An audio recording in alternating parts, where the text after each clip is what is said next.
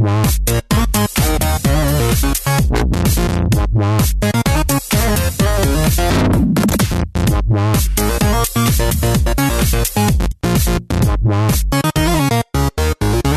morning, good evening, or good day. Welcome to the Z to Z podcast, the home for Xbox achievement hunters and Gamerscore junkies. I am your host, Brandon Freem, and thank you so much for listening.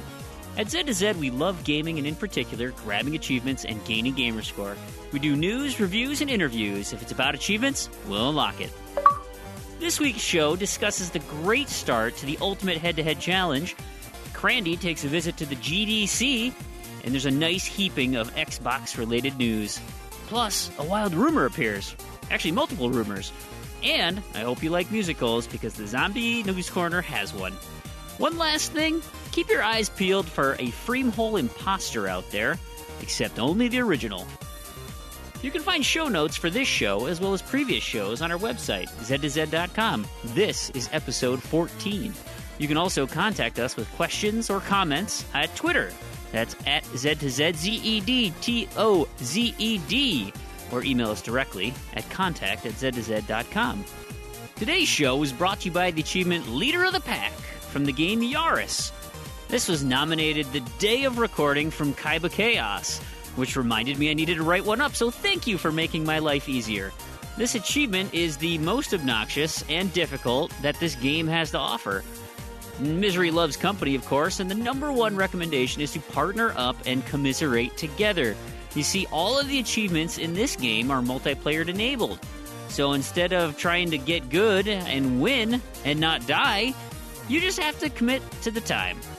This particular achievement used to mean driving the fifth track for about 10 hours, racking up 1 million coins. But thanks to Elmore and DeadRez for finding this amazing exploit, that has dropped it to about 10 minutes.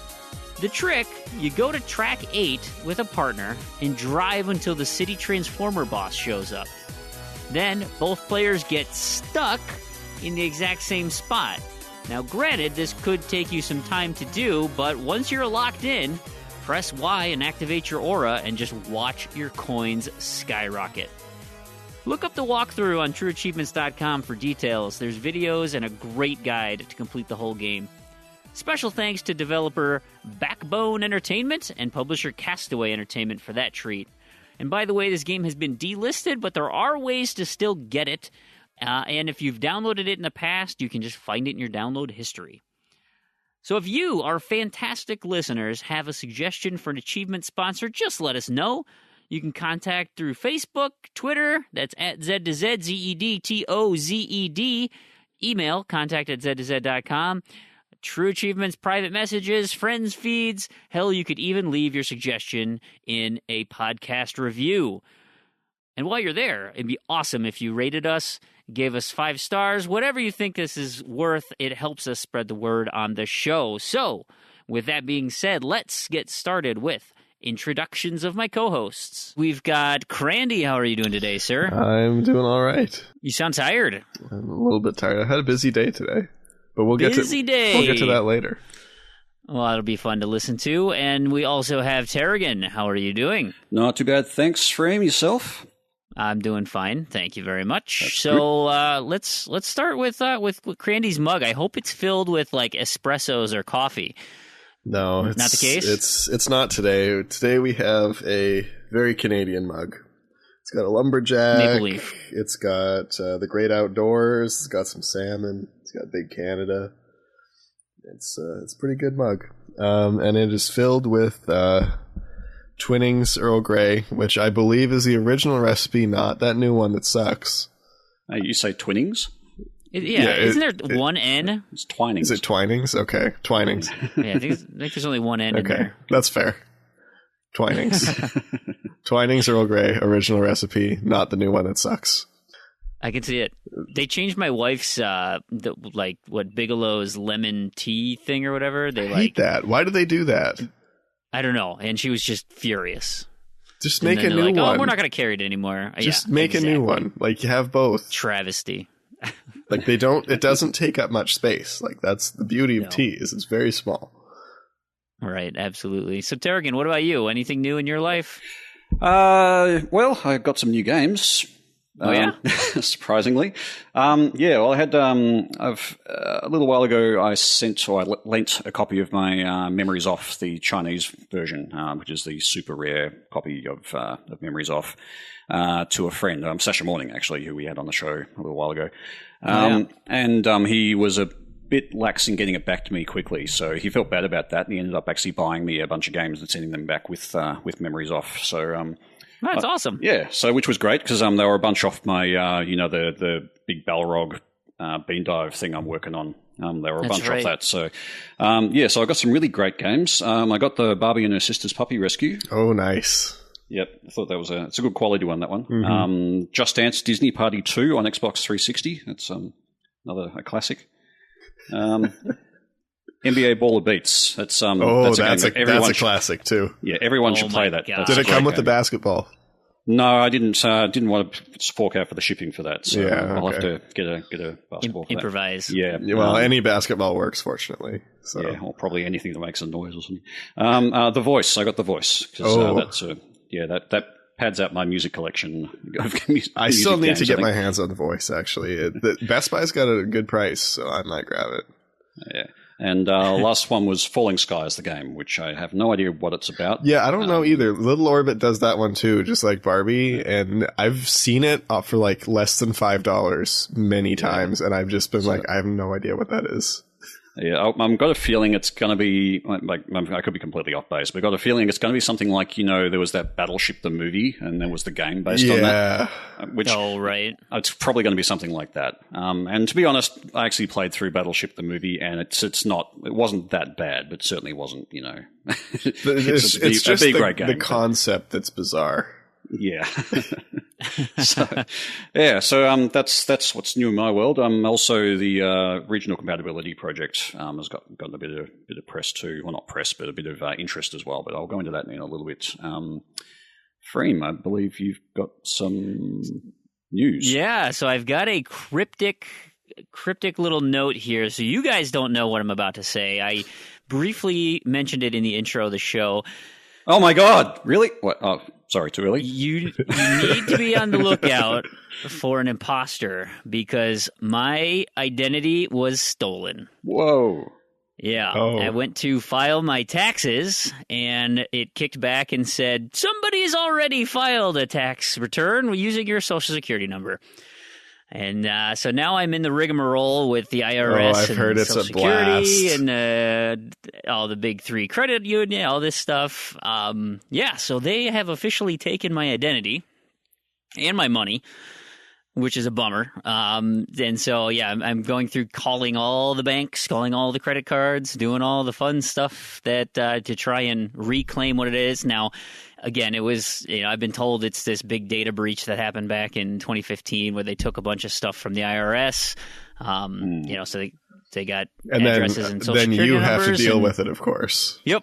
Yeah. Yep. So for the next 7 years or so, I will be on serious credit watching and all that good stuff. And now, thankfully, it should be pretty easy. I got pretty good credit, so it'll be easy to see any weird stuff. But what I don't want to happen is, so I got to do this Social Security garbage where so I can check in, because if someone sells my identity to an undocumented worker like you, Crandy, I'm documented now, but a few months ago, yeah. That would have been me. And then that person starts making income and they report it as taxable income, then I have to pay taxes on someone else's income, and boy, I don't want to do that. Wow, that sucks, dude. Sucks super bad. So I've been spending all week up to my ears in hold music. It's been a real challenge. See, I found, as an immigrant, I find that the U.S. government offices are really hit and miss. They're either spot on or just terrible. And it's 50-50. It really is. There's no pattern of which ones are good and bad. Obviously the DMV. Oh, dreadful. It wasn't as bad as people make it out to be. The DMV, it's bad, but it's not that bad. I mean, it's you gotta commit a day. but Yeah. but it's not like you can kind of sit there and play a Windows Phone. It's not There that you bad. It's funny. I called this like taxpayer hotline thing, and like the woman on the other end, she was super helpful and was just kind of walking through like, and I had done a lot of stuff already, but she's like, you should call this place, you should do this, and she's like, so when you do the credit agencies, pick one. You're gonna want to do their website. So here's their website. For the Social Security office, you're gonna want to call on that one. Here's the number. And like she nice. like gave me all the main lines to like go and find these people. She's like, yeah, no, don't do the website for them. That's terrible. Go call them directly. Do this. I'm like, oh, thanks. It's always a bonus, right? when you get at least people you like can that. do. Yeah. So anyway, so that's been my the rigmarole I've been going through this week. Let's move on to something a little more positive. Who ended up winning that Beat to Beat giveaway? That finished, right? No, it hasn't actually finished yet. As we What record, happened? there's probably about another 6 hours or something before it clocks off. So, oh yeah, the 18th. Yep. I thought it was on Australia time. no. Oh, darn it. Well, I guess we'll tweet it out. Yeah, for sure. But I did do a reminder tweet. But yeah, it's. I think we've actually only got about 6 people in the running for that. So there's a very good chance. Pretty good odds. If you're already in it, you're probably gonna get you'll it. know. You got 1 in 3. You'll know. Awesome. Well, I think we have some more goodies to give away soon, so we'll tweet about that, I guess. Yeah, well, certainly. I've got a code sitting there for Lovely Planet to give away. I think we got a couple new ones today too. Yeah, nice. Yeah. All right, well, let's move on. I had a comment on the blog just from episode 12, just regarding that site leaderboard I suggested, which was the leaderboard that basically took completion percentage and multiplied it by a gamer score or by a TA to kind of give a weighted kind of gamer score. So that kind of prompted me to actually go and put in a site proposal for it. So that's now live. You can go and vote on that if you're on True Achievements. And In the site wish list? Yes, it's in the site wish list, and I'll put a link to it in the show notes when we get to it. But yeah, so that's live, and it's already gotten a few positives. So we'll see how that goes. That's awesome. Yeah, I look forward to that. I will. I got some votes to spare. I'll give you one. That'd be nice. Thank you. I got some down votes to spare. You son of a. I'm just kidding. I think it's a fantastic idea, That's great. but it's still anonymous, so you don't know. Yeah. Nice. What I'll about? know. I know people in the staff. What about our regional compatibility project? How's that going? Good. Yeah, I've had a really good response actually. I actually posted about it in one of the trading threads as well, just because there's a bunch of times people will go, "Oh, I've got X and X from X region. I don't know what it'll work in. It's up to you to check." And I thought, well, I'll just post that. I'm willing to check games for people. So Sure. I actually got a few responses from that as well, and I think from the show. So we've basically had Big Nev 44, Jampound 32, General Tinster, the Spinal Clerk, who was actually also working on a very similar project, which he gave me access to, which is great because we can now basically merge the results together and have a much bigger list. Hickster as well and Muddy Mango have all basically put up their hands to help out with testing and with the list. And I've also had a couple of one-offs with IXI Falcon and Large Coffee. Large Coffee was helpful enough to go and test Kick-Ass 2 for me because it seems not many people actually want to open Oh, so that we rarity. did have a result on that one then. Cool. Yes, I've got a I result. believe I think Jack has a bloodbath, so he can check that one for us too. Yeah, I was going to ask him.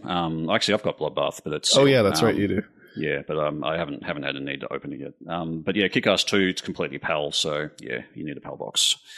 I was surprised. Oh yeah, I guess it was only released digitally in PAL region. So yeah. Yeah. Same with Bloodbath. I think the results on Bloodbath is it's PAL only, but I will be just because I would suspect so. Yeah. Same distributor. Anyway, moving on. Some other bits and bobs going on in the background. I posted on the Z2Z Facebook group just saying that basically it was going to close in favour of the Facebook page now. And I got a bit of response back from one of our group members there, and it sort of begged the question. Basically, is there a sort of a need or a reason to keep both? And I kind of wanted to put that out to the listeners and maybe to you guys because I'm not a real Facebook kind of user. So as far as the difference between a group and a page and the uses thereof, I'm not too familiar with. So I don't know what you guys think. I'm kind of in the same boat. I typically don't do a lot on Facebook, and so I guess I don't know what's more popular, prominent? I think from my own experience, the page is probably a better one, particularly if we leave comments open and things like that. So it can be somewhere that people can go see the latest episode and then comment more and whatnot. public. Whereas a group requires basically, you have to join the group, Be approved, and I think there's some other things that go with the group that we don't really have a use for. And the reason I sort of said we were going to close it down is because I don't really want to administrate two things, and I also don't really want to have to post the podcast to two places. And I mean, yeah, sure, that's one extra thing, but it's one extra thing to forget. And yeah, it's just stuff I don't want to have to do. The benefit of the page too is we can actually post as the page, so it's not as important on the group itself because everyone knows who we are in the group. But if we're posting to another page or something like that, now posting as a Z to Z podcast, I think is kind of more legitimate, more official than posting as one of our personal accounts saying, "Hey, we're this group." And it's also easy. It's a lot more convenient for people to just say, "Hey, that looks cool. I'm going to like it," and have stuff show up in my feed. So, but at the same time, I mean, we could always leave the group open and not have posts there, just have it as a discussion group. But at the same time, is that really necessary? Because we can do that in the comments on our page. Exactly. It seems to me like duplication. So I guess I'll put it out there to the listeners if they've got any sort of feedback. If there's if the listeners really want to have both, then we can figure it out. But but my inclination is to get rid of the group and leave the page. But we'll see how that goes. Perfect. All right. What about YouTube? Yeah, so anybody that listens on YouTube will notice it's been a little lacking lately. So it's kind of been too much work for me to keep up with it in addition to everything else that we do in its current format. So what I'll be doing is I have a week off of school and stuff. So this week I'm going to try and catch everything up, get all of the episodes on there, but it's going to be in a new format. So less notes, less stuff, just streamlined format, one video per episode. Mostly just to have a presence on YouTube, but if you want to listen on YouTube, you can. So I kind of preferred the split format, but it's a lot of work to link all the videos together and do all the comments and things. So yeah, sure. And given the amount of traffic there, it was very, very little looking at the analytics. So I think just going to the one episode is probably, or the one video per episode is probably the way to go. Yeah, I think the places where I've seen podcasts do well on YouTube is when they're kind of treating it like a live hangout sort of affair. So people are on there and they're doing a live stream of it and then it's recorded for posterity. I'm not sure that putting a pre-recorded podcast onto YouTube is a very popular format for people. Yeah, that's a good point, because the ones that I've seen that do all right on YouTube they're in those segmented clips, but it's also the video, and it's kind of the thing. I think it was probably live at one point. Just kind of the format. I don't know if it actually is, but just the format looks like it was. So, and that's kind of a thing too. But again, there's a lot more editing and stuff that goes into that. So, I mean, if we were like, if this was a full-time thing, then we could do that, but yeah, so anybody who wants to fund us to go full-time on the podcast. Yes, we can have better YouTube. Call for sponsors. Yeah. All right, so yeah, hopefully that'll get all caught up this week. And then once that gets caught up, then it'll be regular again. Sounds like an awesome spring break, Randy. It will be. Yeah. I've got lots of stuff planned. You know, I got schoolwork to do, podcast cleanup to do. I'm going to... Spring break 2016! I think I might go to San Jose for a day or something with my buddy, though, so that'll be fun. Well, that's right. You do live somewhere where it's warm. Oh, yeah. It's snowing here for me, so yeah, it was real nice today. I was wearing a t-shirt today. Yeah, nice. So the weather's been a bit strange for us. It was basically 30 degrees and 32 degrees Celsius 2 days in a row, and then the Formula One started, and it started bucketing down with rain. Sounds like here. It pretty much does that here too. Yeah. Nice. So we're recording at kind of a weird time, but the Ultimate Head-to-Head Challenge launched, and so what we're talking about is happening now. But we do want to touch on some of the comments and some of everything that's going on with this. When it officially launched this Monday, I got an email like almost immediately on Monday morning from Big L. Did you break TA, Freem Puff? Where's my head-to-head challenge? I need to know what my achievements are so I can concede early and go back to bed. He then sent me a message later that day saying, okay, challenge is fun so far. I noticed you got a bean dive going in new games, and I do, and I'll talk about it in my gaming recap. I was a big bean diver this week. But overall, I mean, we've been getting a ton of positive feedback on the Ultimate Head-to-Head Challenge. TA as well. If you look at the discussions or the questions of the forums, tons and tons of popular opinions on that. You know, some complaining, but I even it's tried the internet. it. What do you expect? Like I said I was done with competitions, but I gave it a go. I'm probably going to drop out. Well, I am. I'm done this period. There's no way I'm coming back, but it was good. Yeah, it was a good go. I also can't win. I was hoping my competitor was gonna. I was gonna put up the points during the week because I'm pretty consistent, and then come the weekend it would be, oh yeah, I'm too far behind. I don't want to do it. Turns out he just matched me toe to toe all week, and now he's been scoring on the weekend, and I don't have that time. So I guess it's awesome up to me Erasure. So I guess it's up to me to hold the fort then. I'm currently up 2 achievements, so I'm 13 to 11 with my opponent, the trombone guy, I think his tag is. But yeah, we've been basically going head to head, pretty much matching achievement for achievement. So this is actually the first time since last night was the first time I actually got ahead of him. He'd been ahead of me, and I've been playing catch up all week. So we'll see how that goes. But it's looking okay for me at the moment. Although I might have to play Gears. Sounds like better than going for us. Hey, if you need help with Gears, I've finished the game, so I can co-op any chapter with you. Yeah, I just have to finish Act 2 on casual, but okay, that's pretty easy. Yeah, it's probably pretty easy. I haven't actually gotten past like Act 1. Yeah, so I don't blame you. I mean, the Gears isn't a campaign game in my books. Yeah, it's yeah. So the Yiddler left a comment. He said, "I'm always on the lookout for new shows. Can't get enough." I assume that's our podcast that he's referencing there. It's probably the Gummy Bears or something. It could be. Yeah. And he said, but the Ultimate Head-to-Head Challenge is so much fun. Got me playing games I didn't really want to play, but now I want to keep playing them. I totally agree with that. Like, I'm the same way. There were some games on my list, and I was like, oh, man, I don't really want to do that. And I started playing them, and I got to get maybe 20% into the game to get the achievement. And I'm like, man, why did I stop playing? Like Child of Light. I played that this week. I'm like, man, why did I stop playing this? This game is really fun. And it's, relatively short. And it's like, nah, I got to go back and clean this thing up now.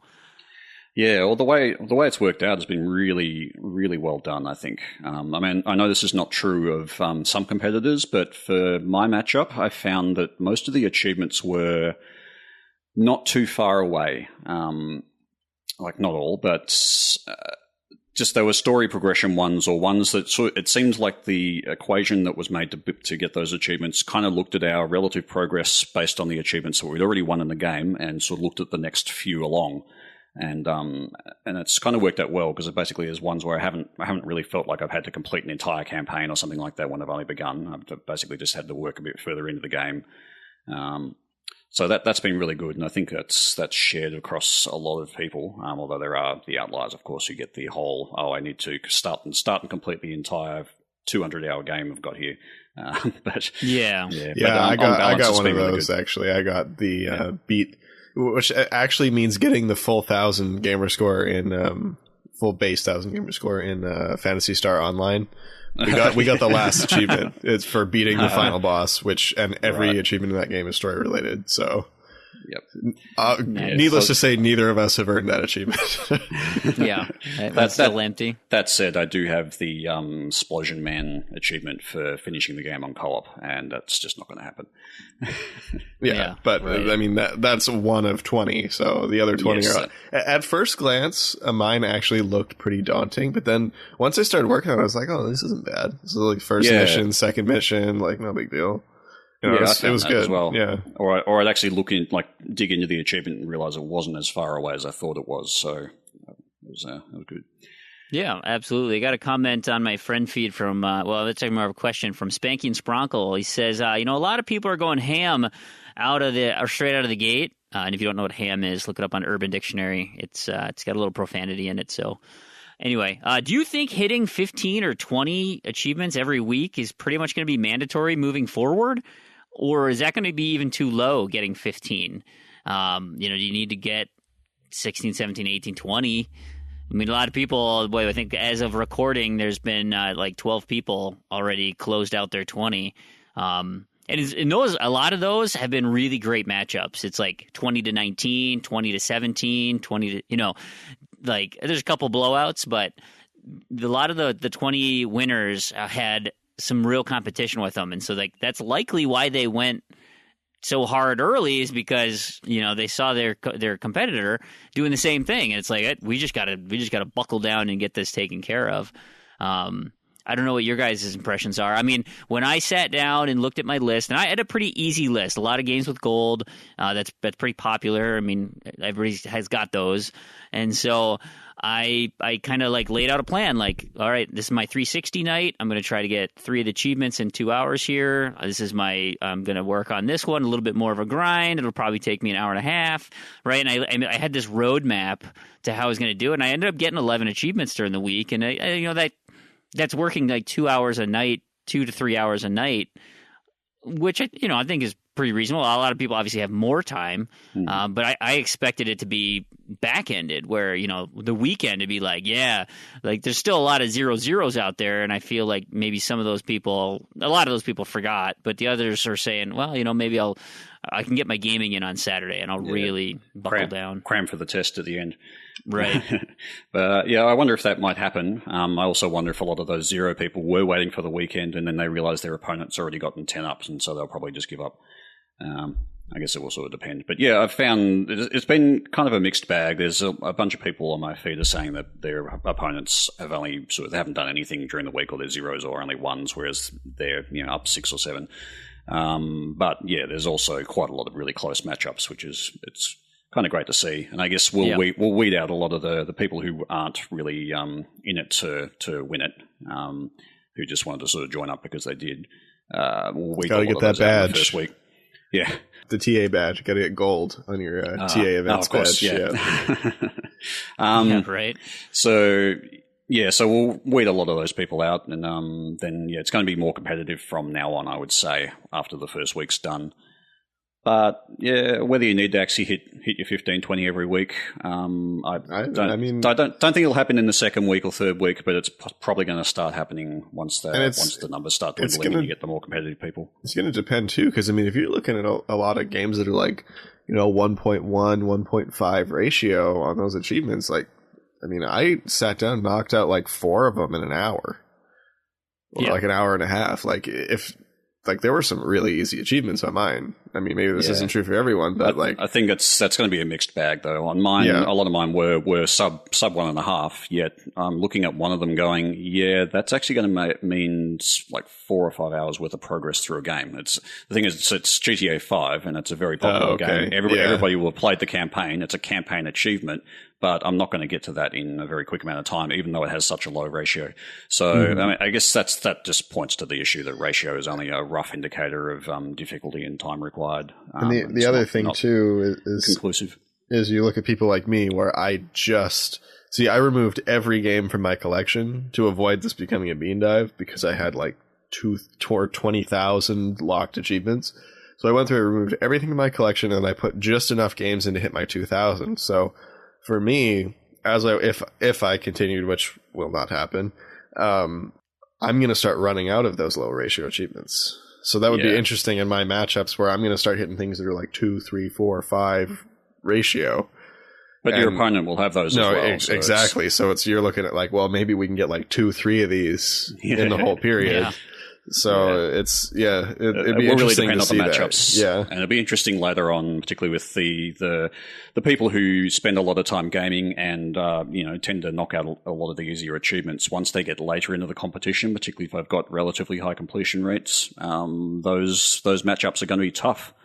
It's going to be tough to even get one achievement in some cases, I would imagine. But I guess we'll see how it goes. There's going to be some interesting matches going forward. But it's been a really great success, I think. I think so, too. Extremely well received.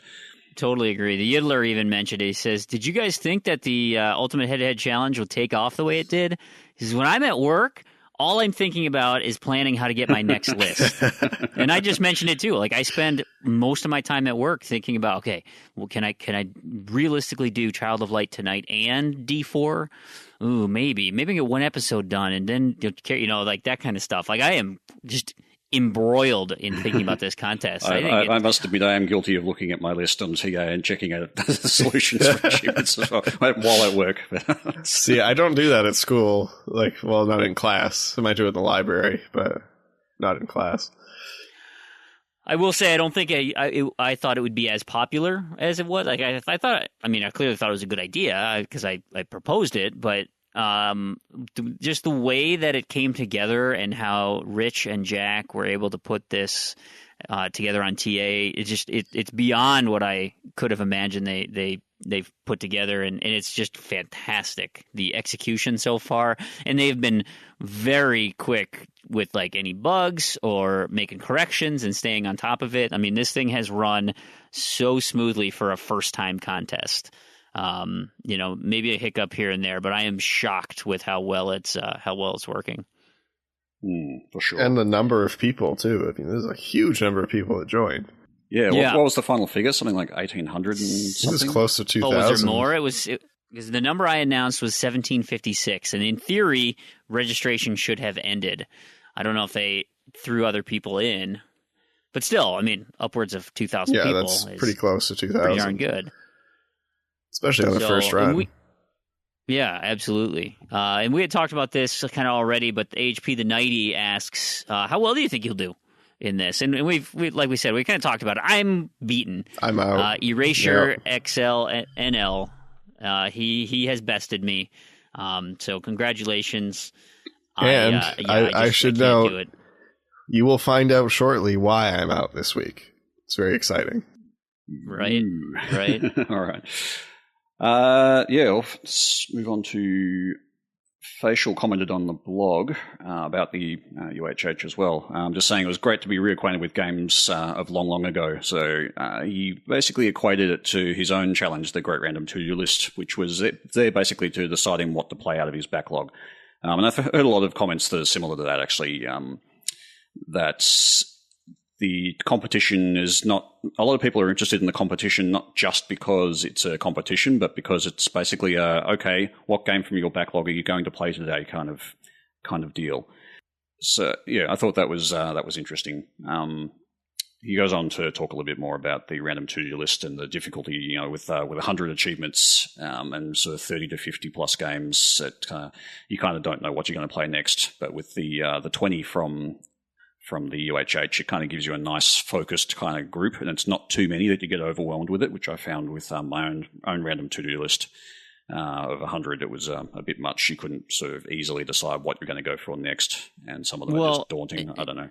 And from mine, when I got my random to-do list, it was like, I did all the math, and I mentioned it in the last show, $82 worth of DLC. And it's like, well, I can't finish it now. Because I don't want to spend $82. Maybe it'll go on sale, but I'm just going to wait then. And now I'm like so far behind, it's too daunting. And that in this one, I think it is random, right? There is random because they're pulled randomly. But the way that TA has set up his algorithm to kind of break up your achievement list into kind of sections, and then say, okay, section 1, your easy achievements, we're picking, 10 or something. And then section 2 will take 5, and section 3 will take 3, and section 4 will take 2. And section 4 is like your really tough as nails ones. And so it's a nice mix. And I think that's what helps, is because then you feel like you're making progress through the week. Yeah, you don't look at your list and go, right, I can't get any of those, and just give up. Right. See, right, Brandon, you just need to adopt a policy like I have, and you don't start a game unless you have the DLC for it. But that's easier I said keep than my done, eyes out usually. for that. No, I'm kind of like that because I didn't used to be a DLC snob. I mean, I used to be a DLC snob and say I don't want to pay for DLC if I don't like it, and so I was staunchly against it. I'm still and now that way, I've but switched. But my pure completionist overtakes the DLC. So usually, I rarely buy DLC when it's not on sale. So because all the games I'm playing are old anyway. If it's something new, like I'm kind of okay with it, but generally, on sale only. Yeah, or on disc is even better if it happens. Yeah, I'm a little bit like I usually don't mind DLC, but there's two pieces of DLC that have really annoyed me lately. It was the Watch Dogs DLC. Which has just never gone on sale. And there was a season pass, but that was a pointless season pass given there was only one DLC pack with achievements, so there's no point buying the season pass at all as far as I'm concerned. I swear that went on sale because I'm pretty sure I bought it. Yeah, if it did, I missed it. It was quite a while ago if it did. Yeah, but they've actually put Watch Dogs on sale 2 or 3 times and just never put the DLC on sale, which is just like, come on.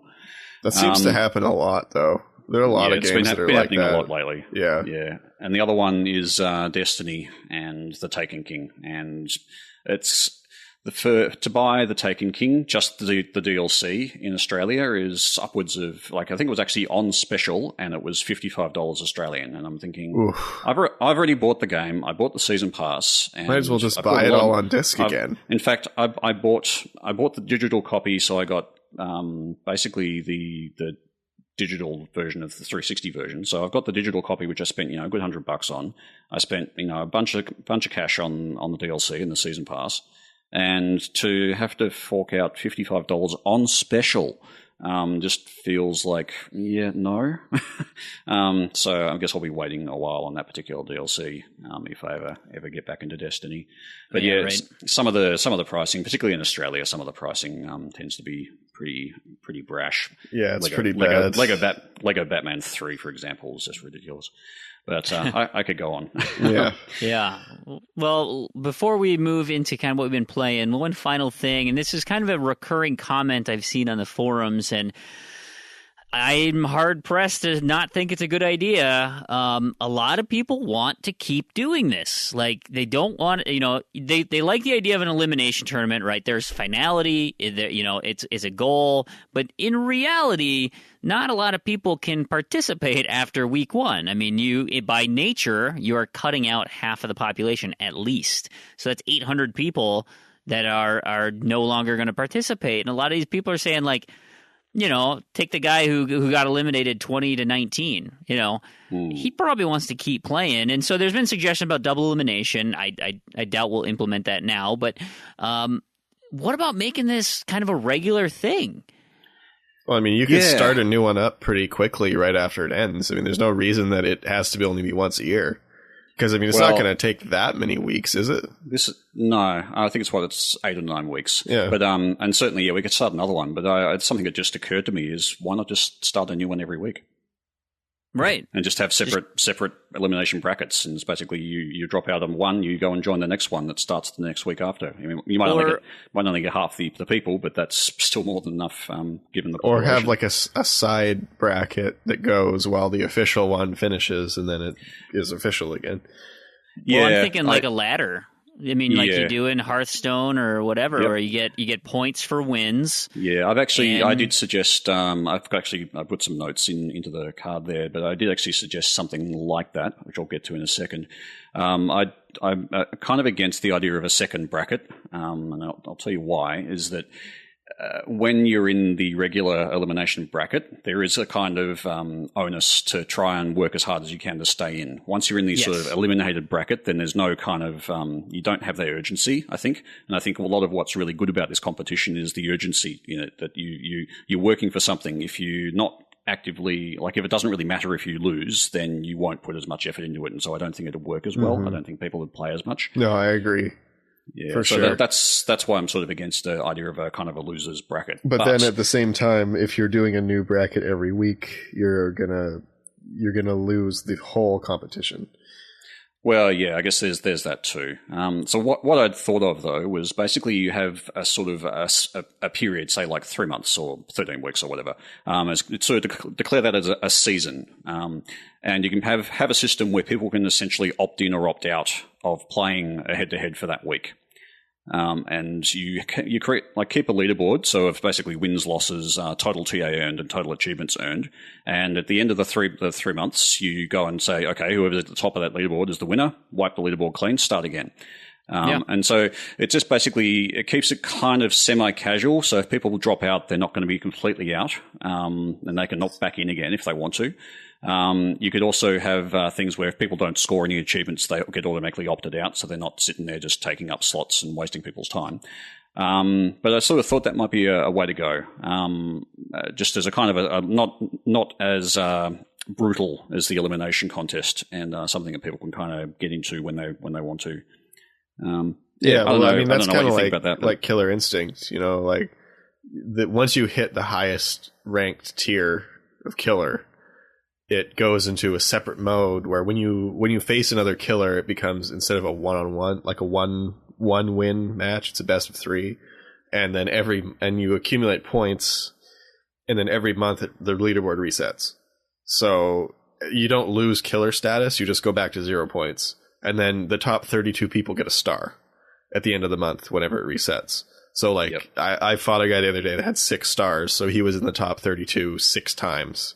So it's like you could have that same kind of thing where, if you're in the top whatever point bracket, you get a star or something. Like you get and you'd certainly have like a tally of, okay, this person won this, or this person was in the top X percent of the group and that sort of thing. So there's certainly a lot you can play with there.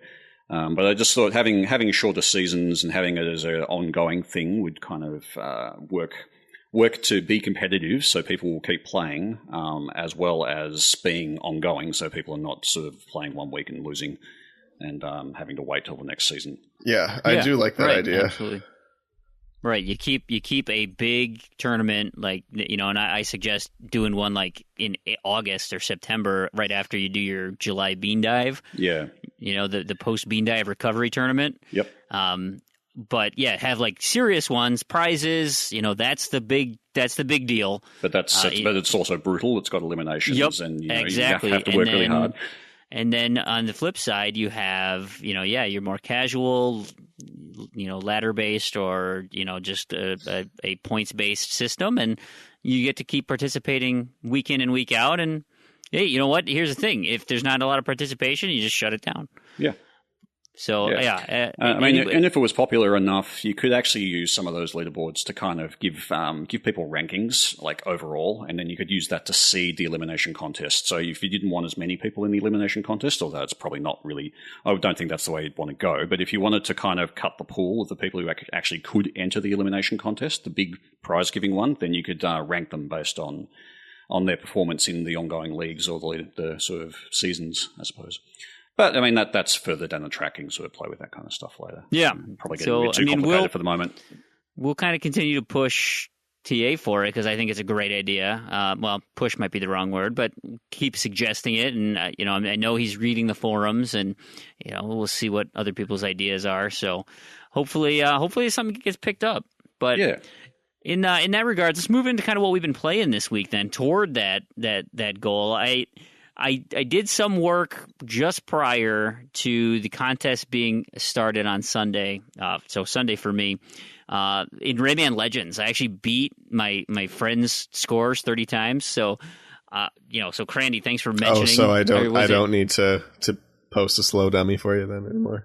No, and that's the thing. Like, the mention of being able to beat the same people over and over, like that. To help me out so much. And so in that regards, I want to thank Morsi Poo and X Towers for setting the bar really low one day. And so I could just rack up and get it twice as fast because they were both really low and I easily passed them.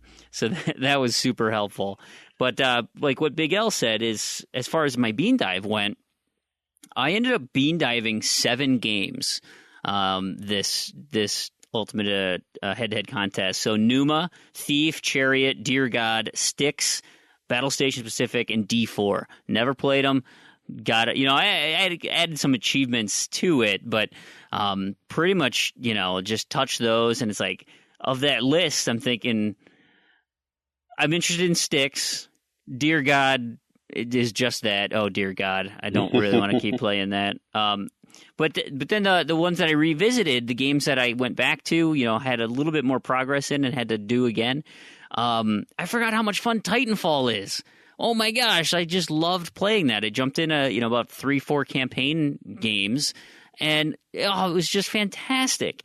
Halo Spartan Assault. I was a little disappointed. I forgot that there wasn't local co-op. I was trying to get my son to play with me, so that sucks. But I got 3 achievements in that. I did have to re-download SSX to get that. I deleted it. I was like, I'll never play this again. I really don't like it. And of course, one showed up, so it's like, crap, I got to figure that one out. And then Child of Light, like I mentioned early, and then Crimson Dragon. I needed an achievement for shooting dudes down 200 times with my secondary weapon, the non-targeting one, and I pulled a Mirf, the reverse Freem, because I was just playing it, and I got the one for my primary, killing 200 guys with my primary weapon, and I'm like, well, I only used my primary when I ran out of the secondary, so like, why did that one pop? I know I played the game already, but why did that one pop so early? And of course, then I looked at my achievement list and I was like, oh crap, I unlocked that one 4 achievements ago. So I pulled the reverse Freem or the Mirf, and played Crimson Dragon way longer than I should have. It was fun, but I definitely didn't need to do that. Terrigan, what about you? What was your week like?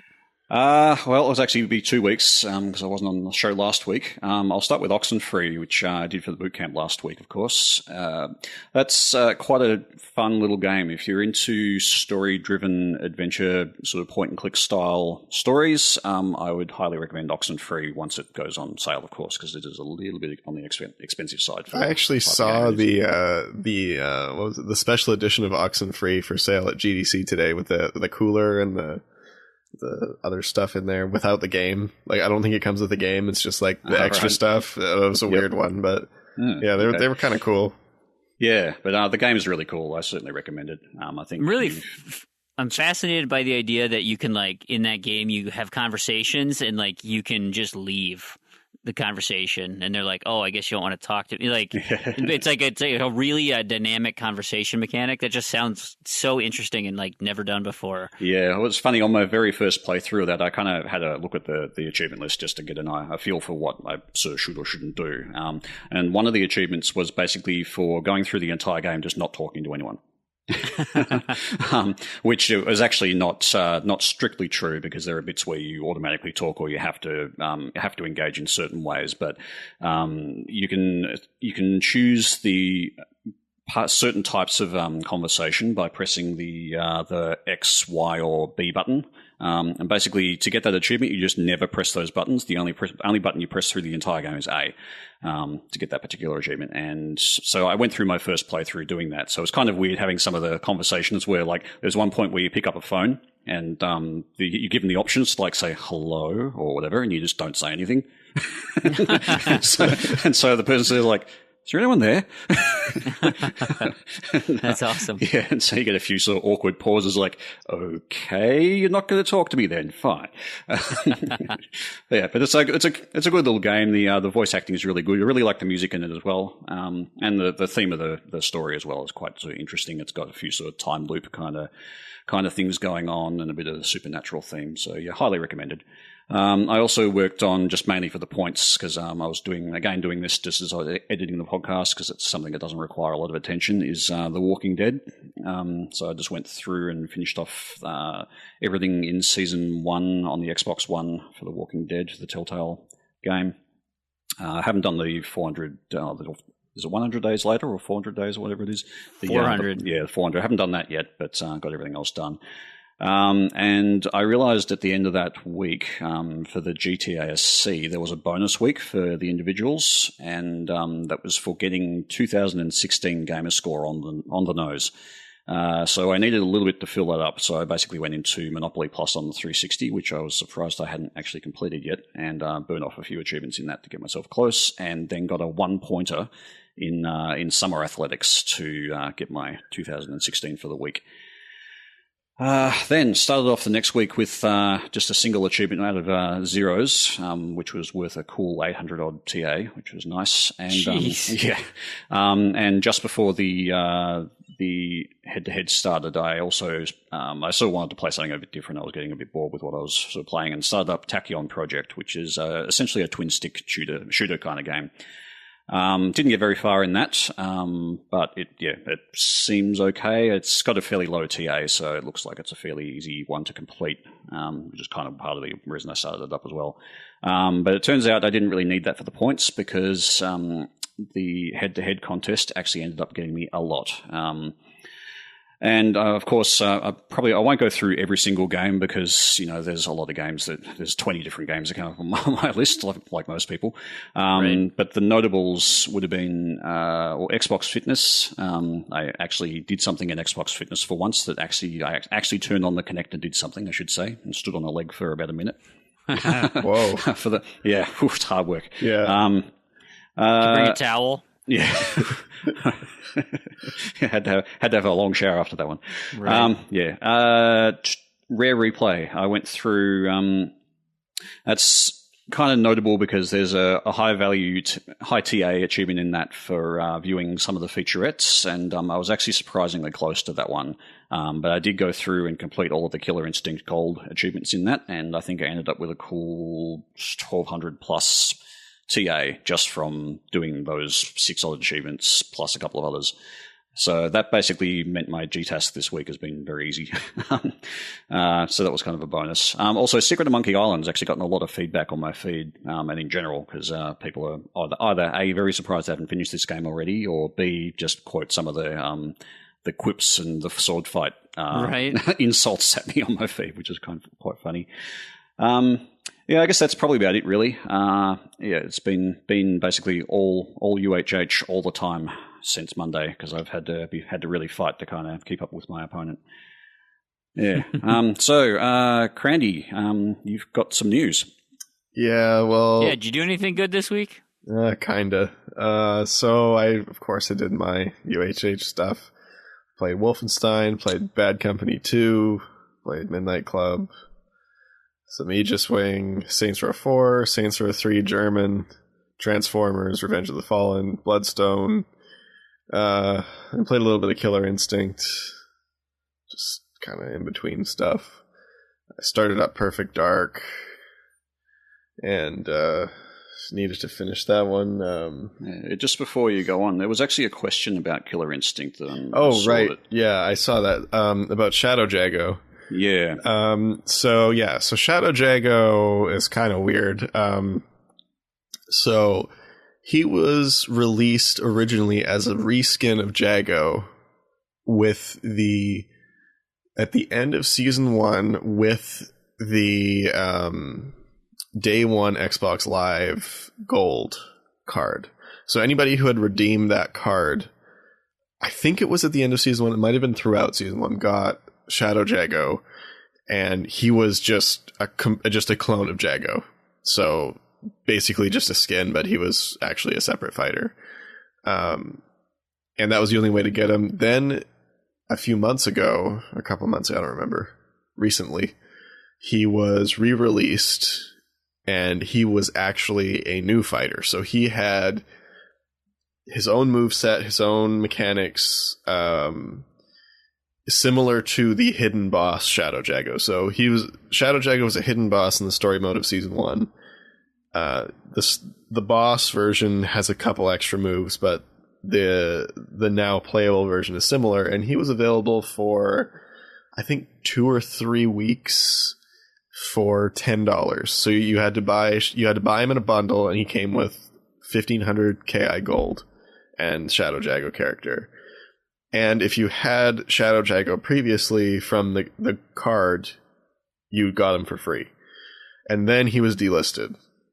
So, and this was announced prior that he was going to be delisted in this after the set period of time.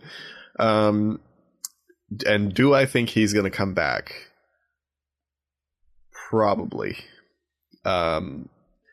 Mostly because he's tournament legal, which means if you're new to Killer Instinct and you want to play competitively, you need to get Shadow Jago. He's my main character. Like, he's very solid.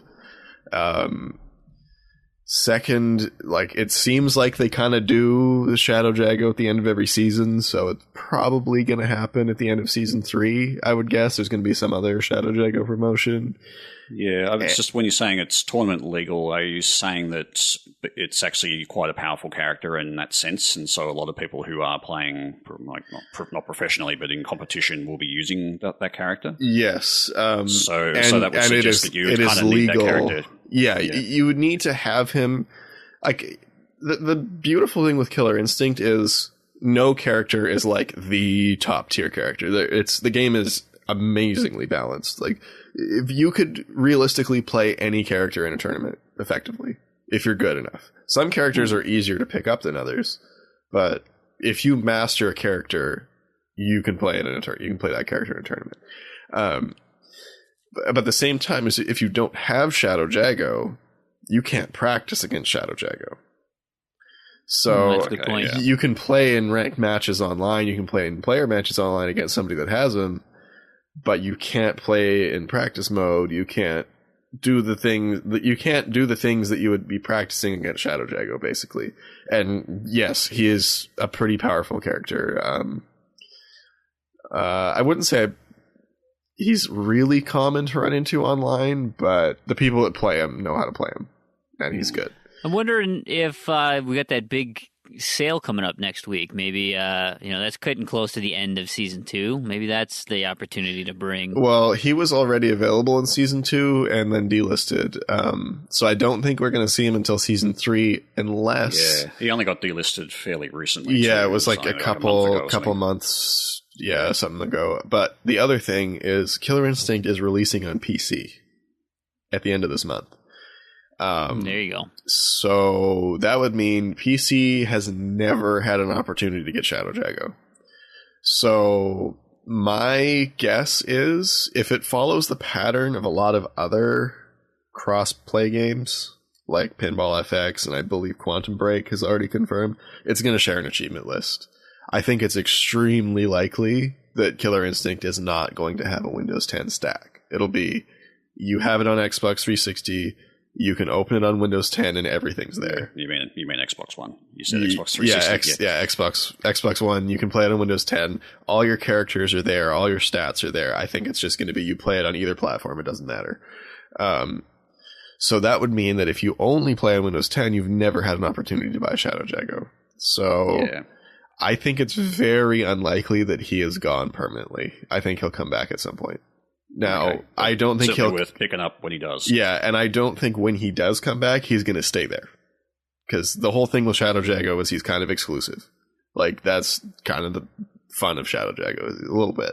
Because he's exclusive. You don't see him all the time. Not everyone has him.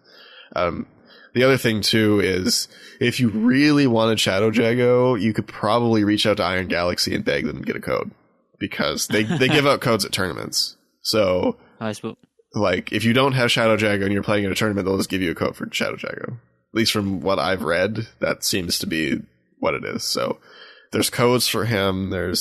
You can still get him through the day one gold cards, but they're like $80-ish now. Yeah. So it's like, it's a little pricey, but I mean, you still get a year of gold. So it's not that bad. But yeah, I keep an eye out. And when he goes on, because my thing was I didn't even start Killer Instinct. Like, I started Killer Instinct quite some time after he was delisted, but I knew when I saw that I intended to play Killer Instinct at some point, recognized that he was going to be difficult to get a hold of, and just I knew it was never going to go on sale because it's available for like 2-3 weeks, not going to go on sale. So I just dropped the $10 and got him. Fair enough. Yeah. So then the last thing was I got this one achievement in this one game called Gra, and this achievement called Solo Champion. Champion! Yeah, so Gra... Our listeners are going to be so disappointed they can't be drinking as much. I know. Well, we'll give them a little bonus. Gra. There you go. Gra. Well, and we have every intention of doing one more Gra-centric show. Yes, right? We are going to do a special Gra episode. So although I finished the leaderboard achievements, I have not finished the game. I only have 11 achievements in the game. 11 of 43 for 3,063 TA and 290 gamer score. The ratio of my current achievements in that game is 10.56. So that's awesome. Very high ratio on that game. It's going to drop a lot because most of the achievements are super easy. But I'm thinking 2 weeks, we're going to do a special Gra episode, hopefully, if everything goes as planned. Yeah, I noticed you got a bit of a shout out as well. Oh yes, from Christian Allen, one of the guys. What was he like? The head guy on Gra? He was definitely. I'm actually certainly heavily involved in the development. Yeah, he was. I'm not sure exactly where he fits, but yeah. Yeah, he was pretty up there in the development of Gra, and I tweeted him before. And what did he say exactly? I don't have it up. I think he said something like there are gamers and then there are gamers, spelled with a Z or something like that. Yeah, and then he said rock on at Randy2727. Yeah, and quoted my thing saying 3.5 years and 2 dead Xboxes later, I've finally finished Gra. So yeah, that took about three and a half years to get those 3. It can be done faster, but didn't happen for me. So that's it for me. And that's why I'm. That's it. You're giving up Xbox. No more achievements for you. Actually, I've got a little story to go along with Gra. So I knew I was close, but I didn't realize I was as close as I was. But I got a little motivation when I got passed. I got passed at the beginning of the week, or maybe on the weekend. Yeah, it was on the weekend.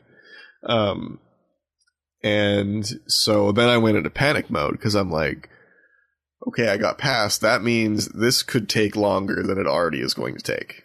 So, and then there was more activity from somebody I won't name that was responsible for some things.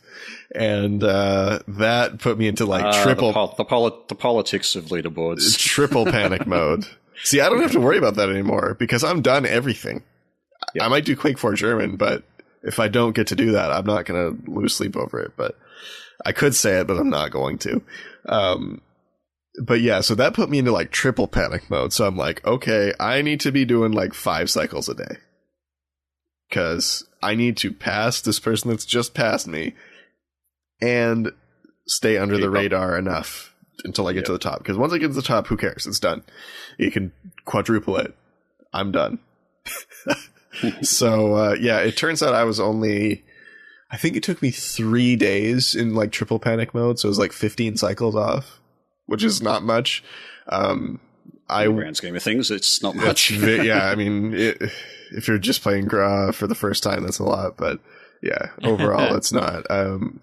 So it turns out it took, in classic cycles, which I'll explain in the Gra episode, it took more than 300. And that's at probably an hour and a half to 2 hours a cycle of active play. Wow. And then another 2 or so hours of idling. That's for one board, and they're both at that many cycles. So what? About 1,200 plus hours. And that's just for team and solo. That's not a universal. But man, yeah, just for those 2, and that's of active play. That doesn't count at least as much time, which is far more of idle play, like in reality. So I'm guessing. I'm going to take a guess and say that across all the accounts I used and all of the time left, I'm going to say Gra probably took 10,000 hours of box time. Not of play time. Mastered that game by now. Hit the 10,000 down. I've mastered boosting that game, but that's about it. All right, so we'll save the rest of the stories for the special Gra episode, but It's finally over, and I don't know what to do now. I can play real games again. Nice. Like Barbie. Exactly. Oh yeah, that's another thing. Go. I'm going to do a post-GRA ratio dive, so stay tuned for that at some point.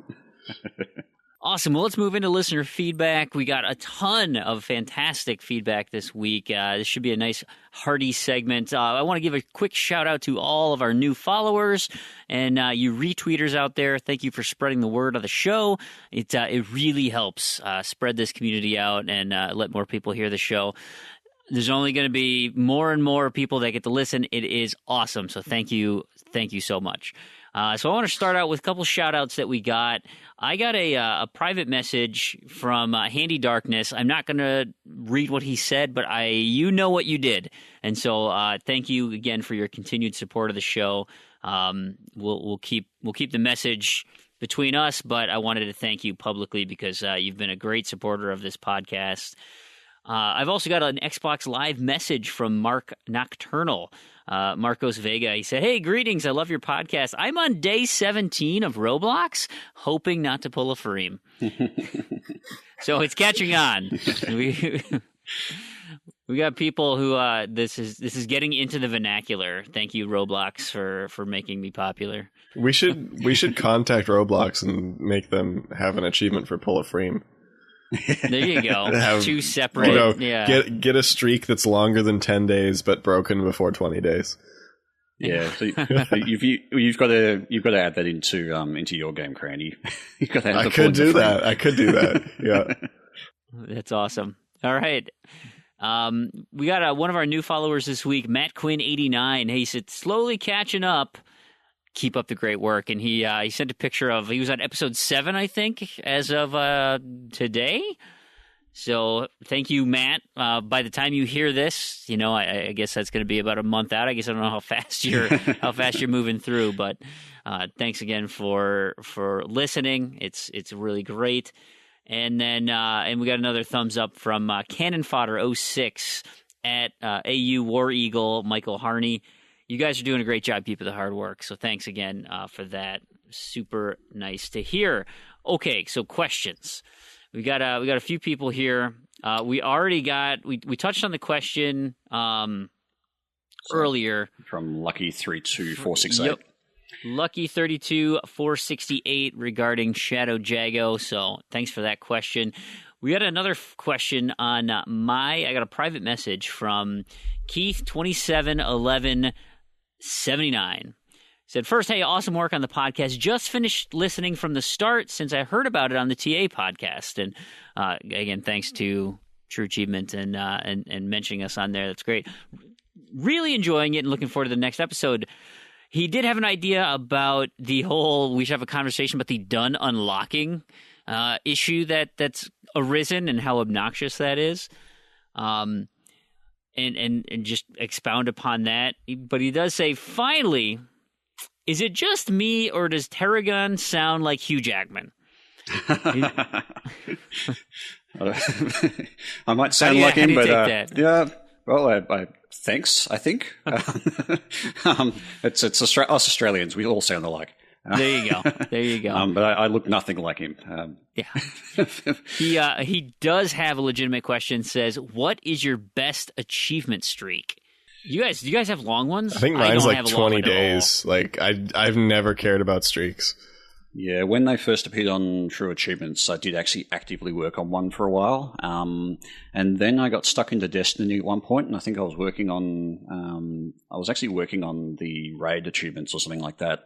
And the day just went a bit long, and I lost my streak. But I'd gotten up to about 320 odd days or something. Oh, okay. Mine's actually longer than I thought. So in July of 2014. That's when it started, I guess. I went for 51 days, which that must have been my summer break. So let's see. That was when I was playing Rayman Legends, so I was playing that every day, I guess. But yeah, that must have been my summer break, because usually my streaks are like 4 days tops. Yeah. Because my streaks are all natural. I don't actually actively try to keep them, so that's like my longest natural streak. It's 51 days. Yeah, so Yep. mine was 320 days on the nose. And after that one dropped, I kind of went, and I haven't bothered trying to keep up a streak ever since. So, Yeah. But yeah, Mine is only 51 days. I made it as the 2014.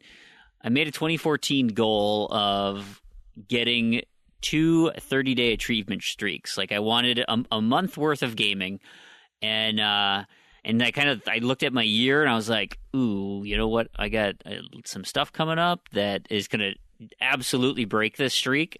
So I got to get these done quick. And so I got 51 days as my best starting at the end of 2013. And then I had another one in April that went 38 days. And the end of that one was a bachelor party. And it was like I was going out of town up to a cabin. It's like I will have no video game connection for the entire weekend. So that's it. And I have not cared about streaks since. Just got to get a Windows phone. That's kind of the thing. Like They're getting real cheap. They're getting real cheap. I know. Not as your primary phone. Gotta have phone reception though. I really don't. Something about Windows Phone achievements. It doesn't do it. Like I have, and it's different, right? I'm on Android. Just wait until you get them, though. See, well, I'm achievements. I'm Android too, and I hate Windows Phone as like an OS, but I have them with no SIM card as a gaming phone. So I carry two phones with me a lot of the time. Yeah. However, I have two myself, but I would sort of say if you haven't done it and you haven't had interest in doing it, don't bother. That's true. It's really on the decline. Like really they're declining, on the decline. And they're so easy to glitch. There's so many horror stories about either people just completely losing saves and losing achievement progress, or achievements unlocking in game but not registering properly, and there's no way to force that without basically wiping your progress and starting over. They're just a pain. And the thing is, too, it's not a game issue in those cases. It's usually the platform. The platform of the live service is failing, and or it's something in the game, the way it talks to the achievements app internally and that sort of thing. So I wouldn't really recommend it, particularly if you like not having glitchy achievements and like not getting frustrated with phones. See, now I still have 100% completion in Windows Phone, which is amazing. I don't know how it's happened, but 100%, like that's. I don't know. I've been worried before, but I don't think any of my ones have actually completely glitched out. But there was one that did require me to wipe the entire game, lose my save, and start over. Yeah, I had to do that. It was a late game. It was a late game achievement too, so it was kind of like, right, I just have to play it all. I had to do that in the February partial syncing nightmare. I had to format my 8 phone, I think. Yeah, my Windows Phone 8 I had to format. Yeah, and that was right. There was that issue a while back, where people were unlocking the achievements, they were unlocking on the phone, but they just never synced to the service, and there was no way to force it. And the thing is, it was really sporadic. You couldn't just delete the game. Like it was partially unlocked somewhere in your local data, and it would never pop again. Yeah. Oh my gosh. Yeah, it was awful. It does sound awful. It was funny as well because I was doing scans for a competition very similar to the UHH actually, but it was based on your assassination, but they'd tweaked it just for Windows Phone games or for mobile platforms, and that had just kicked off. And then a week later, these issues started cropping up, and so people were getting stung by it because they were unlocking the achievements for this competition, but they just weren't registering anywhere. So and there was really no consistency to it either. Like no. Like I would pop 3, 4, 5, they worked fine. Then like 6 just didn't go. Then I'd pop 4 more, and it'd be fine. Fifth one wouldn't go. Yeah. Yep. No, it's stupid. Yeah. I think a few people lost their streaks too because of it. I wouldn't doubt it. Just getting back on topic. And then the Microsoft response was like, "We can't do anything. Too bad." Yeah. Although they didn't really have an answer or a reason as to why it was happening. It was just kind of like, whatever. I don't know. I just feel like the way they kind of handled it was poor. Yeah. I get the feeling they don't. There's not a lot of care for Windows Phone. They particularly do not the care. achievement side of it. Yeah. Anywho. Streaks, yes. RS Cooper R56 Yes. Cooper S11. This is right up your alley. He says the Grand Prix starts this week, and it makes me want to play more F1, as well as watching the big race in Melbourne, which I think you want to do. Terrian. Yeah, no, qualifying is actually happening as we talk. So yeah, I would much rather be doing that. Do you guys have similar sports events that make you want to play of that more of that genre? So does watching and engaging in the sports, TV or video or whatever, make you want to play those games? Well, I'd say the same thing for me is that whenever the F1 does come on, and particularly when the new season starts, and there's kind of that, oh, what's going to happen excitement, you kind of go, yeah, I should totally fire up the F1 game, and then you look at the F1 game and you go, I should totally not play that ever again. It's a great game. It's just really, really technical. Yeah, and there's just so many other games that I don't watch sports. The only sports game I like is Fight Night, and like I just want there to be a new Fight Night game. Like I can see it. I want them to fix Fight Night Champion first of all, so I can complete it. I haven't started it. I've played it. I haven't started it, but I want them to fix it so I can start and complete it. And also bring out a new Fight Night game instead of UFC. I don't want to play UFC. I want to play boxing. I want to play Fight Night. I haven't made a new Fight Night since Fight Night Champion. That was like 5 years ago. So yeah, I'm still hoping, but I don't watch boxing. I just think Fight Night's a fun game. And I don't really care for sports games, to tell you the truth. No, I don't. I mean, if I could watch, two Mortal Kombat combatants fight in real life, that might make me want to play Mortal Kombat, but that's about it. I don't necessarily care. I think the games are fun, and I'll play them occasionally, but like when Dirt 3, F1 2013, and there's one other sport game that was on my ultimate head-to-head contest, I was like, yeah, I'm going to save those to the end. I don't really want to be playing those games. And thankfully, Erasure made that very clear that he likes those games, and he quickly unlocked those, and there's no chance for me on that. So. Yeah, I may have a lot of Forza Motorsport 5 in my future, because one of my UHH achievements is getting 50 golds, and I may need to break that one out in order to keep up, but we'll see how it goes. Nice. I got a ton. There's a lot of response from Big L all over the place, but that guy. Yeah, that guy. One such comment on my friend feed says, "Hey, is it possible to get the episode out before Wednesday so it doesn't seem so dated? Nobody cares about things like editing. Although I guess if you can try and make Crandy sound like a grown man, we'd appreciate it. Also, graw." So I know Big L is just kind of poking some fun there. I know. I'm just celebrating my Sweet 16 at GDC today. Just like I celebrate my Sweet 16 every day. I'm not even sure why they let you in. Yeah. I know you have to be 18 to get in, but I told them it was my Sweet 16, so they're like, "Okay, we'll make an exception this time." Yeah. Yeah, we can't do this full time, so we take our time to edit. Terrigan, you're doing a fantastic job with it. We appreciate all the hard work. Thank you. And Joe as well for doing a lot of the show notes the last couple episodes. Joe helping out with the show notes. Yep. The one thing I will say is we do try to tailor our show to not have as much timely content, so that you'll notice our news section typically is shorter than most shows, and we like to talk about things that last a little longer. So hopefully the content doesn't really age, as it were. But I know Big L, you're just busting my balls. So yeah, but I guess that always has been a focus of the podcast, is to try and have content that's not going to be that's something you can listen to in several months and not feel like you're just rehashing stuff that you already know.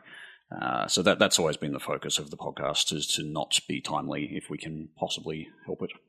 Right. And Big L also dropped a line on your friend feed, Terrigan, right? Where were you? Yes, he did. He's going to run out of names for us. Yeah. By the way. He went to TerraGlam. Freamcast and Crandyland. What are your favorite co-op games, both Xbox and all time? He's going to say NES, River City Ransom, and Contra. Contra's a good one. You also mentioned a few others. You actually went through quite a lot, which I'm not going to read all out there, but I will echo Gauntlet as being one of my favorites. That was probably the inspiration for me to actually go and buy a four joystick full-sized arcade machine, and I actually do have a Gauntlet board. It's sitting in the garage at the moment, but yes, I do have a full-sized arcade system with Gauntlet in it. Nice. But as far as actual co-op, I'd probably say the Halos, to be honest. I can remember going through those co-op and having a lot of fun. More recently, probably Chariot.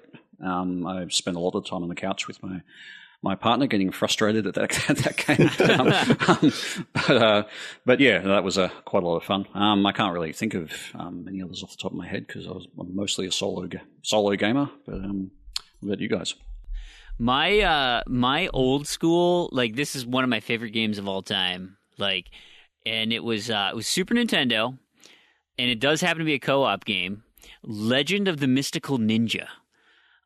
For whatever reason, Kid Ying and Mr. Yang, I just loved this game. It was an isometric brawler, and it was actually tough as nails. Like, I mean, it was like, I don't remember ever beating it. There was this one boss, like, you could get through the first 3 levels, but what was fun is, like, you beat up dudes, you pick up money, and then you go into these stores, and like, you can buy sandals to make you go faster. You could play mini games. You could do, like, all sorts of random stuff in this.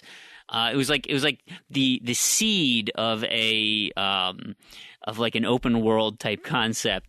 And then there was one boss in particular. They intermixed with 2D, like, platforming levels, which were typically very difficult. And there was one boss, and I called him the Recycler. He was just this big kabuki warrior with a giant, like, trunk on his back that was filled with leaves. And the leaves would come floating down, the cherry blossom leaves, and they would just wreck you. And I have never beat that guy. I think he's, like, only the 4th level. So, like, that we had talked once about white whale achievements. Mm-hmm. Beating that game is a white whale game for me. I should almost try and find an old, I think GameStop's running a retro game sale right now. I should find a Super Nintendo and try and now my old wizened age to try and take down Legend of the Mystical Ninja. We don't condone gray area things, but you could also get an emulator. That's true. Because those are easy. They're pretty good. If you got a wired 360 controller, it plugs right in. And you can pause and take snapshots.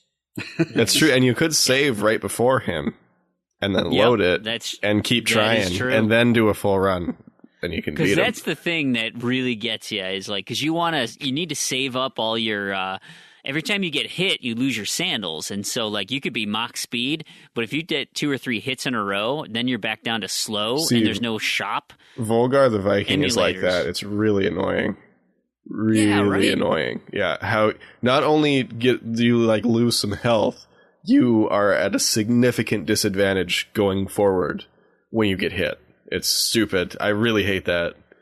So we also had a friend feed comment from AHP the Nighty on yours, Terrigan. He asks, "What is your favorite underrated game?" So what would you say as an underrated game? We should probably set some definition. I've got a good one. Yeah, well, okay. My underrated is something that's kind of overlooked. I'm not going to say something that gets bad ratings, but I'm thinking more like games like that were covered kind of by TA's Easter egg feature for a while. Kind of like overlooked games that kind of just flew under the radar. Didn't they change the name of that feature recently? I think they stopped doing it. There was one. They went back and There was one for Lords of the Fallen that they did that was like in case you missed it or something. Yeah, that's what they call it. Yeah, in case you missed it. But mine, Syndicate. That game was fantastic. Love that game. I could see it.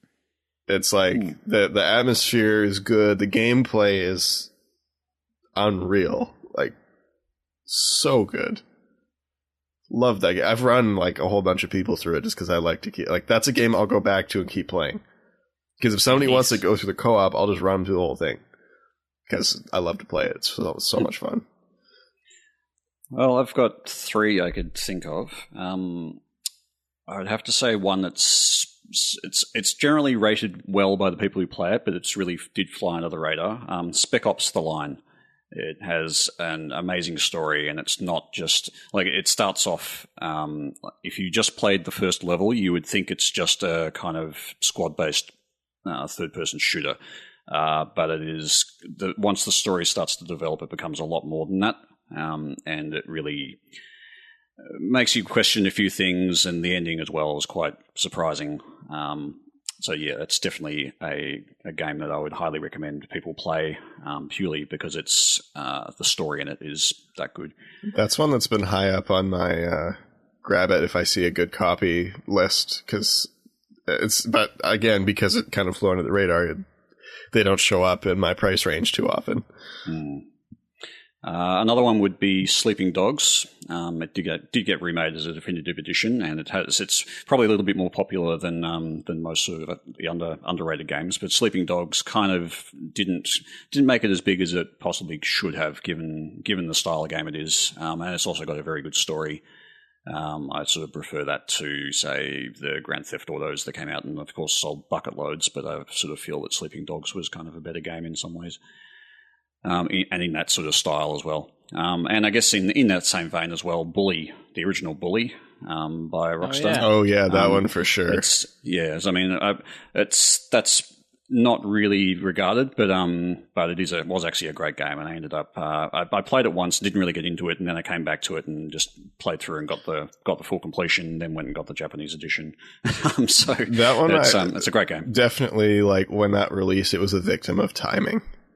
Because it released when the PS2 was dead, basically, or real close to being dead, and then I think the 360 version probably did better, but even the 360 version didn't sell. It was really hard to find. Yeah, it didn't. I don't think it sold certainly not as well as other Rockstar franchises. But I mean, even in that, I'm wondering if part of the problem is that it just didn't sell very well, or not that it didn't sell very well, that it just wasn't available. Possibly, yeah. Because I never see those, like, and even when it was new in stores, like I specifically remember when and where I bought this game, because I was like, I've never seen this before, and it was like a new copy. So when I saw it, I was like, that's weird. I didn't hear about this coming out or whatever, and I was like, yeah, I'll just grab it. I've never seen it. Seems fun. Which turns out it was a great game. That was actually one of my first completions. Was Bully. I think it was one of my pretty early ones as well. Yeah, because that was the thing. Like, it just didn't have much coverage. It didn't seem to have much availability. And I was out of town in a mall, and I just happened to walk into an EB Games, and I was like, oh, okay, look at Bully. So I got 3 games as well. One is, and this could go back to actually Big L's question too, one of my favorites of all time, Bionic Commando Rearmed. Essentially the old Bionic Commando for the Nintendo. They remade it for the 360. Now the other Bionic Commando, the 3D action platformer, not so great. But that old school 2D with the arm, I don't remember that being like hugely popular, but that's one of my favorite games of all time. No, did you complete that one, Freem? No. All the achievements? Okay, because I've heard that one's tough. It's super tough. I have 3 achievements left. There's one for completing, there's 56 challenge levels in that, and they're all relative. I mean, there's some that are tricky, but 1 through 55, pretty easy. 56 is the most awful thing I've ever played. That is the last one I need to do, and it's like a very short period of time, and you have to have mastered every claw technique that there's even possible. It's remarkable. Cannot do that one, and until I can, I'm not going to bother with the 2 extremely hard difficulty ones. There's like the hacking all the mini games on hard mode, or beating it on commando or whatever. Those are the 3. So I guess I have 9 of the 12 achievements. One game that is that I have completed plus DLC, Castlevania Lords of Shadow. I haven't played the second one yet, but this is another one of those 3D action games. Kind of reminded me of like God of War with that whip that can just fly all over the place, and I really liked that mechanic and just trashing, goblins and gargoyles and werewolves and vampires. And I remember really enjoying that game. I completed that forever ago. Story was just adequate, but as an action game and stuff, that was super fun. So the other game that I was thinking of is Monaco. What's yours is mine. The Games with Gold game, like way back at the beginning of Games with Gold. That was just a really cool concept for a game.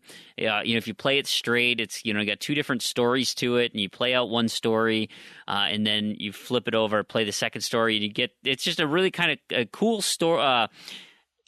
Dual story that goes on, the way that it's told from two perspectives, and the graphics are remarkably simple. But playing that out, and I boosted it with I know Kez was in the group.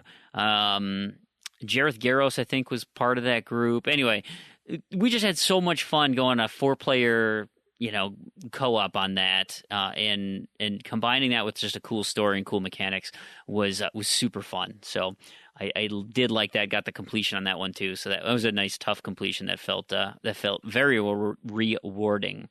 So there we have it. Those are some great questions there. We got a bunch of comments too. You wanna jump into Facial's comment here? Yeah, so this was actually going back a couple of weeks. He got this one in just after the show was recorded. So this is just going back to Redemption Denied and his 1 million. He's said congratulations. This is Facial Lafleur. Said congratulations for the 1 million, and touched on the upgrading consoles. Now, most of what he's saying there we basically already touched on, but he says that he thinks the best option will be to sell different consoles at different price points, but to keep playability consistent across the board. So I guess my comment on that would be that they kind of already do that. Say with the 360, for example, you get the different models which have different capacities, different hard drive capacities, more USB ports and that sort of thing. That's kind of already the model. So I guess what Facial is saying is keep the same model. Don't go with upgrading consoles. Well, did you see the news that kind of came out, the rumors coming out today that PlayStation is working on a PS 4.5? Oh, really? So that they can, the idea is it's essentially the same console, but they're trying to get it so that you could have your game in 4K. That they need to get a little bit more so that it can be crisp enough for 4K. That gaming. Assumes people want to actually make a game in 4K. Yeah, because I think that the problem is rumor mill. Are people even putting them in like full 1080p? I don't know. I mean, I don't pay attention to that. I don't care, but it's all about having a higher number. That's true, because you can have one game that's in 4K, so you can pay an extra $400 for another console and play your one game in 4K. With your really expensive TV. And it matters. It's important. These things are important. In a resolution that is, you're not even going to notice the difference on, and a frame marketing. Rate is, marketing. That's what it is. So, okay. Well, it's interesting that PlayStation are going down that route. But I suppose 4K does seem to be taking off a little bit. I guess if it takes off in a big way, then I guess the Xbox One's probably going to have to do something similar at some point. But I'm sort of on the fence, but leaning towards upgrading consoles. Not really a good idea. I like having brand new ones. I wonder if PlayStation's move is to go along with their VR movement. Because you need that higher resolution. I'm just going to put this in here real quick. They should call it the PS4K, if that's the case, because I just came up with that, and I think it's a great name. There you go. I like it. So, I don't know if that's kind of their movement is, hey, we're going to start doing PlayStation 4 games in VR. We need to up the resolution so we can do that. Maybe. I don't know. But we did get we'll move on. We got a comment from Kaiba Chaos on Twitter. And he says, "Hey, I found my headphones. Now I can listen to Z to Z podcast at work tomorrow. Hooray!" It's the little victories, really. So that's, Anything to keep you going. that's just fantastic, right? And Matt Quinn 89 reached out to the Z to Z Twitter line. This is actually mine. Said, "Hey, he's new. There's a new number one on TA. I don't know if you guys have seen the leaderboards. I did. Yeah. So he said he's been watching for a while now and silently cheering him on, but he's referring to Smirnov as of recording has passed Stallion in true achievement points by about 30 grand, or 3 grand, 30 grand. Which one is it? It's Three, three. I think it's about 3. 3,000. He's still about 20,000 gamer score behind. 20,000 gamer score behind, but it's a nice tight race up in there. And then he also mentioned, because he was also stalking our friend feeds, I suspect Crandy's Graw progress might get a mention. Yeah, totally. Yeah, So just a smidge. Yeah. just a smidge. And like I said, we will have a show later on that refers to that a little bit more in depth. We'll have the whole story. I'll go on. Maybe I'll even host the show. That might be exciting. I don't know. I don't know. We'll see. There you go. Maybe when you turn 17. Yeah, I know. I'm a little young. Yeah. Just before you go on with the leaderboards as well, I just kind of noticed today as I was looking at them that so not only did Rand get passed by Redemption Denied on his way to 1 million, but Big Sexy One, who is a little bit of a way below him, is actually just past Rand as well. So there's a little bit of movement going on in the leaderboards, which is interesting to see. Nice. Yeah, things are shaking up. My friend feed also got, this is where I mentioned at the top of the show, the achievement of the week. It was Kaiba Chaos made his nomination, and then he also said, I really like the long podcasts, so on the subject of length, maybe 30 hours or so is perfect to fit his work week. So if we could record for 30 hours, that'd be great. Does he want to pay us his salary? I mean, we could work something out, maybe. No, I've got a solution, actually. After the show, I'll just put in an extra 28 hours of Nancat. There you go. Yeah, there we go. Yep. There you go. So Big L again shows up, this time with a private message to me. He says, hello, that guy. Yep, Freema Wheat. Anyway, I'm glad you're a fellow Fitbit user, and we just found out Terrigan off air told me he's a Fitbit user too. I'm actually a Fitbit user as well. What the? We should get this Z to Z community Fitbit action going. We should. I'll have to make a new account without my real name, but we can work he's something gonna try out. and track me down. But he went back to what Joe said about her question, how does one find the time to game and work? And he immediately thought of exercising too, trying to throw that in there because it gets him sleepy when he exercises, and then he can't game as much. And then, add family, kids, etc., and all that stuff. And yes, it gets tough. So he came up with a new TA contest called the GOFBC.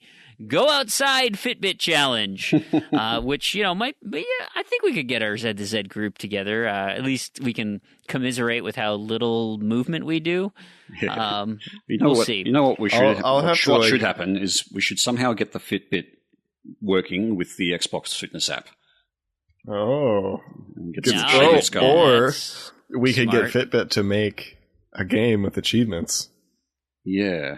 Well, I sort of think that people will kind of quit. We kind of need it as an ongoing extra achievements need to keep being added, so people keep working. Well, on I mean, them you could otherwise. have like a huge achievement, like walk like 1 million steps or something, or like 10 million steps.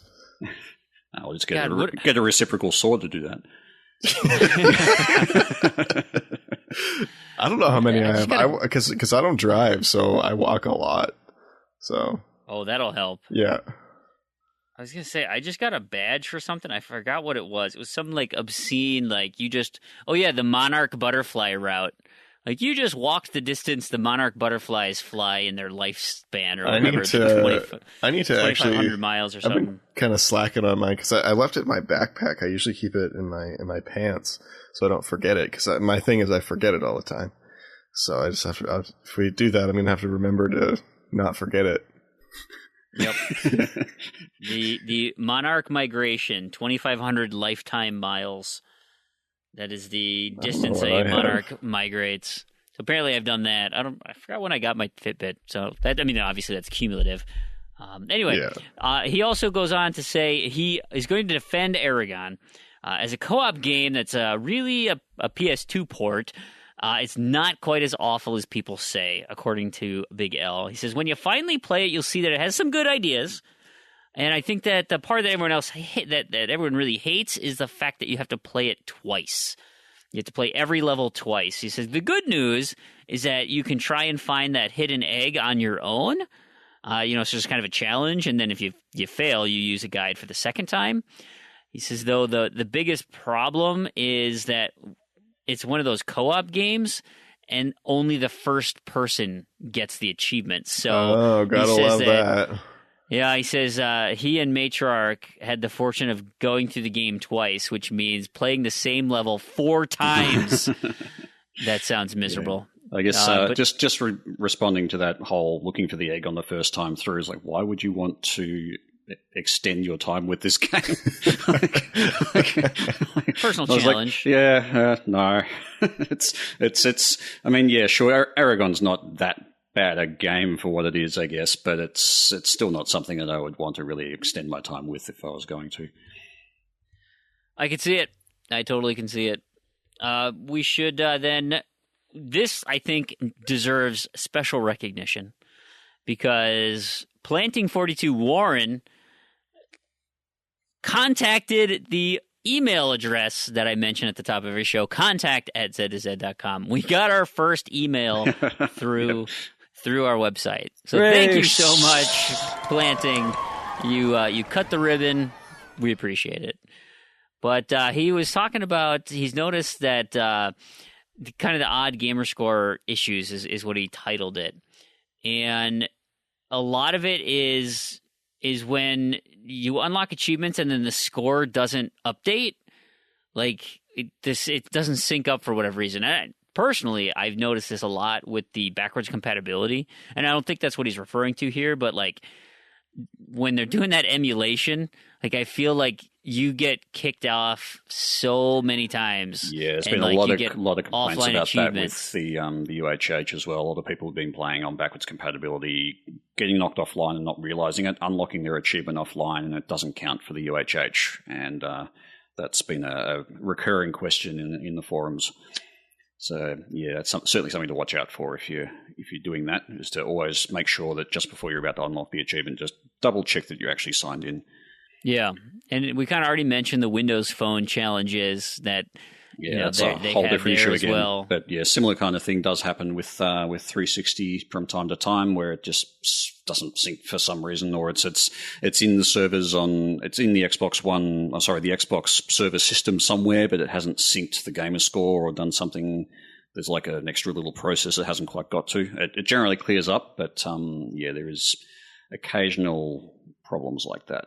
And it seems to have been happening a bit more recently too. And it's just a bummer that there's like really not much you can do as a user to do anything about it. You just got to kind of hope that it unplugs itself in the system, right? Yeah. Like I've seen some cases where people have unlocked something that hasn't updated the gamer score on Xbox. And just from a technical point of view, I think True Achievements, to detect whether or not you've actually had any changes to your account, they look at the gamer score total and see whether that changes. So if your gamer score doesn't change, then TA doesn't necessarily look at the achievements that you've unlocked, and so it won't appear on True Achievements, even though it might be visible on the Xbox website. And that's just because the gamer score itself hasn't actually updated to reflect that. So, and I guess that's a lot of what Redemption was seeing, was that he was unlocking achievements. He could look in one place, he'd get one gamer score, look on his local, he'd get a different gamer score. The things just haven't synced up. So in the case of the True Achievements issue where that happens, often people will go and just unlock another achievement, which then bumps the gamer score up a little bit, which means that they get rescanned improperly on True Achievements regardless. So there's various workarounds and issues with that. It usually sorts itself out, but it is quite frustrating nonetheless. Yeah, absolutely. So We'll wrap up our listener feedback section with our final Twitter comment. Dan Taylor, God of Cyanide, and Terrigan said, hey, this was Terrigan's post. We're going to record in about 6 hours. Any last-minute questions? And God of Cyanide says, yes, but for obvious reasons, I can't ask them for another 5 hours and 59 minutes. See, I didn't get that when I first saw it until now when you explained it. That's hilarious. Because I was trying to figure it out. I was sitting outside my class when it came in. I was like, what is he talking about? And I went on the Twitter and I'm like, what is he talking about? Like, I must have missed something. And now I get it. It's pretty funny. Yeah, that made me laugh. That's a pretty good one. So, I thought that was worth a mention. We'll go into our featured content this week, and we talked to it about at the top of the show. It's going to be a date with Crandy, his day at the Gamer or Games Development Conference, right? Just games? Game Developer Conference. Game Developer Conference, the GDC for 2016. Please regale us with the wonderful tales of your visit. Okay, so I went to GDC today. That was pretty cool. I went on the student pass, so I got to go in for the day without having to spend a fortune on getting in, which I think the next cheapest pass is like $250 or something outrageous like that. So I got to go into the expo floor, check out some of the indie games, check out some of the big booths. And we kind of impromptu got some connections with a couple companies. Awesome. And so I pretty much didn't get to check out anything except the demos we got scheduled for, which is cool. So I went, one of my friends came along with me and we checked out the place. We got there and we kind of wandered for half hour or so just to kind of get a feel for it, and then went to the first appointment, went to the next appointment, and then it was time to go. So when we were wandering around, we saw something really cool. This is kind of something you imagine, like kind of as a concept, but never thinking it really works. And it's called the Virtuix Omni, and it's a VR set. I mean, I don't know what to call it other than a VR set. So what it is, it's like a stand. It's kind of got like a dome thing on the bottom, and then it's got like an inner tube looking thing that goes around your kind of torso area, and you put on these special shoes that slip on the dome so you can run in place and move completely freely in place. That sounds dangerous. It does, but they had a demo going, and they had two guys just like they were just full on sprinting, and it also sounds like exercise.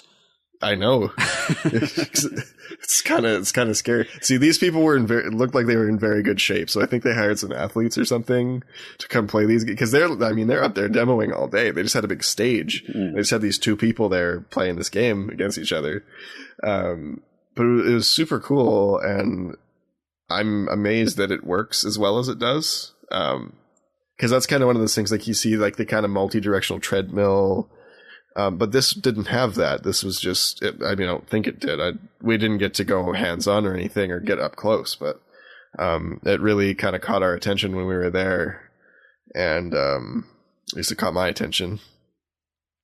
I wonder how the slip thing works, because, slippage usually requires lubrication, so I guess it's interesting. I think it's similar to, I know my family does speed skating, so there's a thing that you can get for training that's called a slide board, and it's just this slippery material that I think you just wear normal socks on them. I've never used one, but yeah, you just wear socks, and then it's kind of slip like it would be skating on ice type of.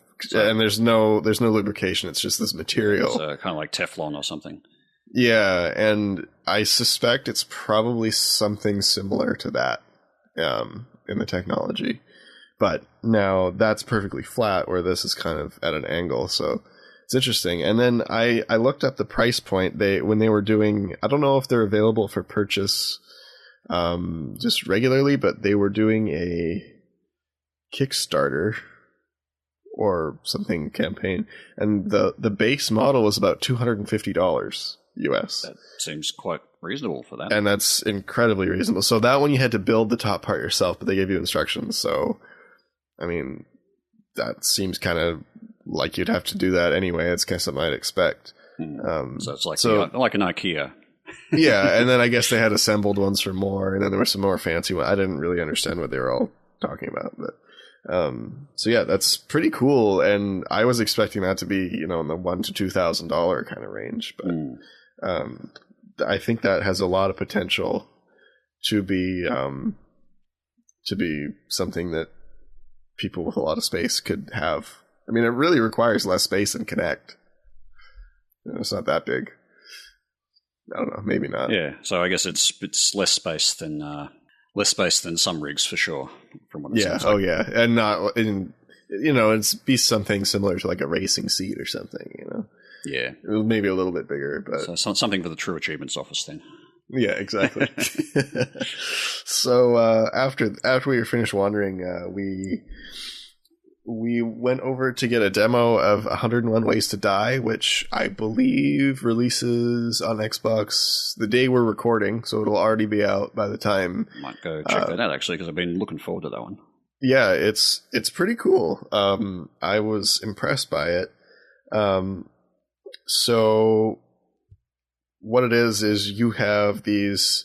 It's funny kind of talking about how they did a few things to kind of make sure it didn't get a really high age rating, because what it is it's kind of almost a cartoony kind of goofy look with really excessive brutal gore. Okay. So it's a really good combination. It's like a Meat Boy kind of style, I guess. Yeah, and yeah, that's pretty much exactly how I'd put it. And I asked them like if that's what they're going for, and they said, yeah, it's completely what they're going for. So it's really kind of funny in that way. And the goal is to set traps and activate traps to kill these guys they have called splats, and they're just they're like volunteer clones. So that was another thing is they're doing this voluntarily. Because we wouldn't want to be forcing them to do it. And they spawn out of these tubes, and then they try to get to the exit tube. And the cool thing with them is they kind of recognize the dangers around them, so they don't just mindlessly walk into pits of spikes and stuff. They'll try and jump over them and avoid them. So you have to set the traps up in a way that they don't just avoid them and don't avoid the other obstacles. So I thought that was kind of cool, because that's not something I expected. I expected them to just kind of walk to their death. Lemming style. Yeah, exactly. Because that, in games like that, that's kind of how it usually happens. And yeah, so it's just a puzzle game. I think they have 54 levels currently. They said they didn't have any plans for expansion now, but that doesn't mean there won't be in the future. I mean, it's a game that definitely has a lot of potential for, like, you could have a new map pack with 50 new maps kind of thing, because it's just like endless puzzles. And they built it on an engine they made themselves. So they didn't just use Unity, they built their engine that works with everything, which is kind of cool. So they really put the effort in. And it was in development for 3 years. And it's releasing now. So puzzles and death, I can appreciate it. Yeah, no, and it was a lot of fun. We spent about half hour playing it and checking it out, and they told us we were a couple of the only people to try the harder levels. So we played. I played through the tutorial and then played, I think, the first level. And they said, "Oh well, if you guys want to see how hard it gets, we have all the levels unlocked, so you can just try them." So I was like, okay. So I went to one of the harder levels, but it wasn't like the hardest one. And then we played around with that for a while, and we figured it out and got 3 stars on it. And then we went to an even harder level. And that was fun. So and it was interesting because they were telling us that most of the people didn't really venture into the harder levels. They just kind of stayed on the easy stuff. So that was cool, and it was fun. And yeah, definitely really easy to pick up. Lot of fun. The concept is cool. They got replays. Because the thing is, too, you don't just want to kill them. The whole point is to kill them in kind of fun ways and stylish ways. And every level to get 3 stars, there's different. You have to kill them in different ways. So there's one for just like beating the level. I think there's one for killing all of them, and then there's one for killing in a certain way, and it'll tell you stylish kind of way. Yeah, and it's not just like you have to get this many points. It's like you have to do it in this specific way, which is kind of nice to know how to beat the levels, and then you have to figure out how you fit everything together to get to that objective. Yeah, sounds cool. And I think it has a lot of potential. Like, you know, right now it's coming to, I believe it was PC, Xbox One, PS4, but it seems like a game that could potentially even make it to mobile. Because it'd be really easy to drag and drop the pieces, especially with a touchscreen, to kind of place the pieces and have everything there. So that'd be kind of cool, have on the go. Maybe a light version or something, like a smaller kind of scale. Yeah. I don't know if you could fit the whole thing.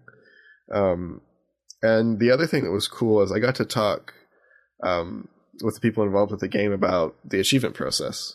Yep. So that was kind of cool. I asked them, you know, what do you think of, like, how do you think of the achievements when you're making a game? So they're saying that, like, throughout production, people kind of come up with ideas, and they are saying how in the office, when they're kind of testing it out and doing it, so they pick things that are kind of fun and kind of challenging, and then they kind of make a whole big list of all of them, and then kind of shortlist them as they go through. So it's just kind of cool hearing that all the people in the office are kind of just coming up with ideas of things that they thought were fun in the game to turn into achievements, and then something that's a little bit out of the ordinary to make as an interesting little sort of an Easter egg, I guess. Yeah, exactly. And they were saying too how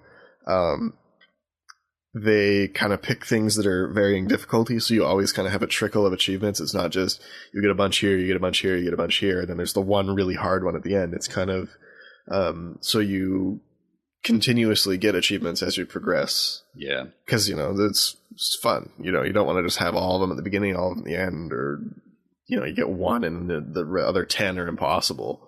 Yeah, or you have a big leaderboard achievement that takes a lot of time, you know. Yeah, like a game that I play. Yeah. So yeah, that was fun. So definitely, I think we actually got an extra code for this one too. So we'll probably have a giveaway. Okay, soon. Cool. But yeah, definitely recommend checking it out. I don't know how much it is, but it'll be out by the time we finish, and it was pretty fun. It was a cool game. And then after I visited 101 Ways to Die, I went over to the Big Ben booth, which I love to say Big Ben booth. So then we spent the rest of the day at the Big Ben booth, checking out a few things. We got to check out Sherlock Holmes, The Devil's Daughter. They've got a new controller coming out specifically aimed at PC. I think it's still kind of, they're saying there's still a lot of things they want to change, but it's pretty cool. Okay. And we also got, my favorite thing of the day was game Too Dark. I want to spend a lot of time on that because it's really cool, and I was really impressed by that. So we got to check out the new Sherlock Holmes, and Big Ben is publishing this one. So I believe it's the first one that they're publishing. And it's coming out at the end of May.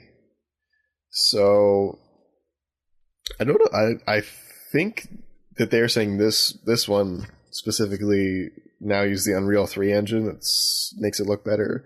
I haven't played the older ones, so I don't really know how they work.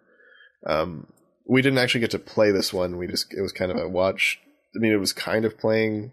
Somebody was playing it and we were watching. Yeah. So I don't know how to compare it to the other Sherlock Holmes, but I mean, it looked fun. It was this kind of what you'd expect. You know, you got your multiple choices, you inspect your suspects, kind of go through the town and figure out the puzzles. Yeah, so the previous Sherlocks basically played as generally a first-person view, and you walk around, you find objects and inspect them, and you're given sort of tasks or puzzles that you need to work out. And there's occasionally actually full-blown sort of puzzle segments where you've got to actually work out a particular usually a sort of a physical puzzle or something like that. And there are other segments as well for just you kind of have a board where you put all the aspects of the crime and the suspects and various bits and pieces of the evidence together. Yeah, this one kind of had at the end, because we kind of got bits of a case. So they had I assume it was some kind of custom build for PC. Because this one's coming out on PC, Xbox One, and PS4. Mm-hmm. And they were running it on a PC with an Xbox controller.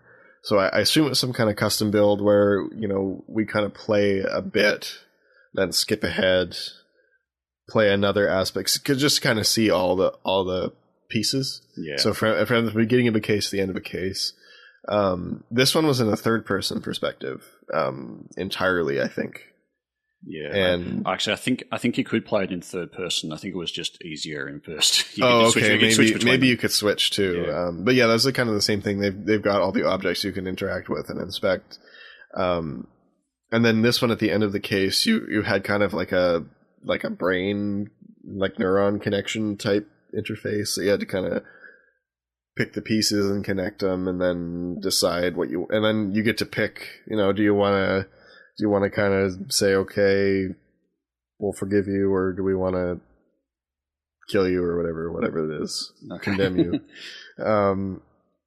So yeah, and then there were some kind of action sequences, actiony. That's okay. And then like you're saying, like the physical puzzles, sort of, where it was a puzzle where you kind of find aspects of the puzzle in the room, and then there was like a quick time thing. Yeah, it was an exorcism we saw in this case. Yeah, it wasn't an exorcism, but you had to fake it. Oh, right. So you had somebody on the other side of the wall, kind of banging on the wall. So it was cool. And they said it has 5 cases, and I think they said like 4 hours each, approximately. So it was like 20 hours expected out of the game, and it looked pretty good. I mean, it wasn't like the top of the top AAA graphics, but the atmosphere looked good. The graphics looked decent. So it's interesting that they've changed engine, because I didn't really like the previous engine and how it worked. So. Okay, yeah, because that was. I mean, I don't really know anything about Unreal Engine because I don't make games, but that was one of the things they were telling us is that the Unreal Engine, Unreal 3, makes it look a lot better than it did previously. Yeah, so that's a good thing. That's good to know because I didn't know that. So next stuff, it was, I believe it was made by, or is called the Nacon controller, Nacon. And it was a controller for PC that, and now I'm not super familiar with PC controllers, but it was kind of designed for like people who kind of went from the last generation to generation of console instead of going, and who were primarily console players that have kind of transitioned to PC and want a kind of more flexible controller, kind of in between.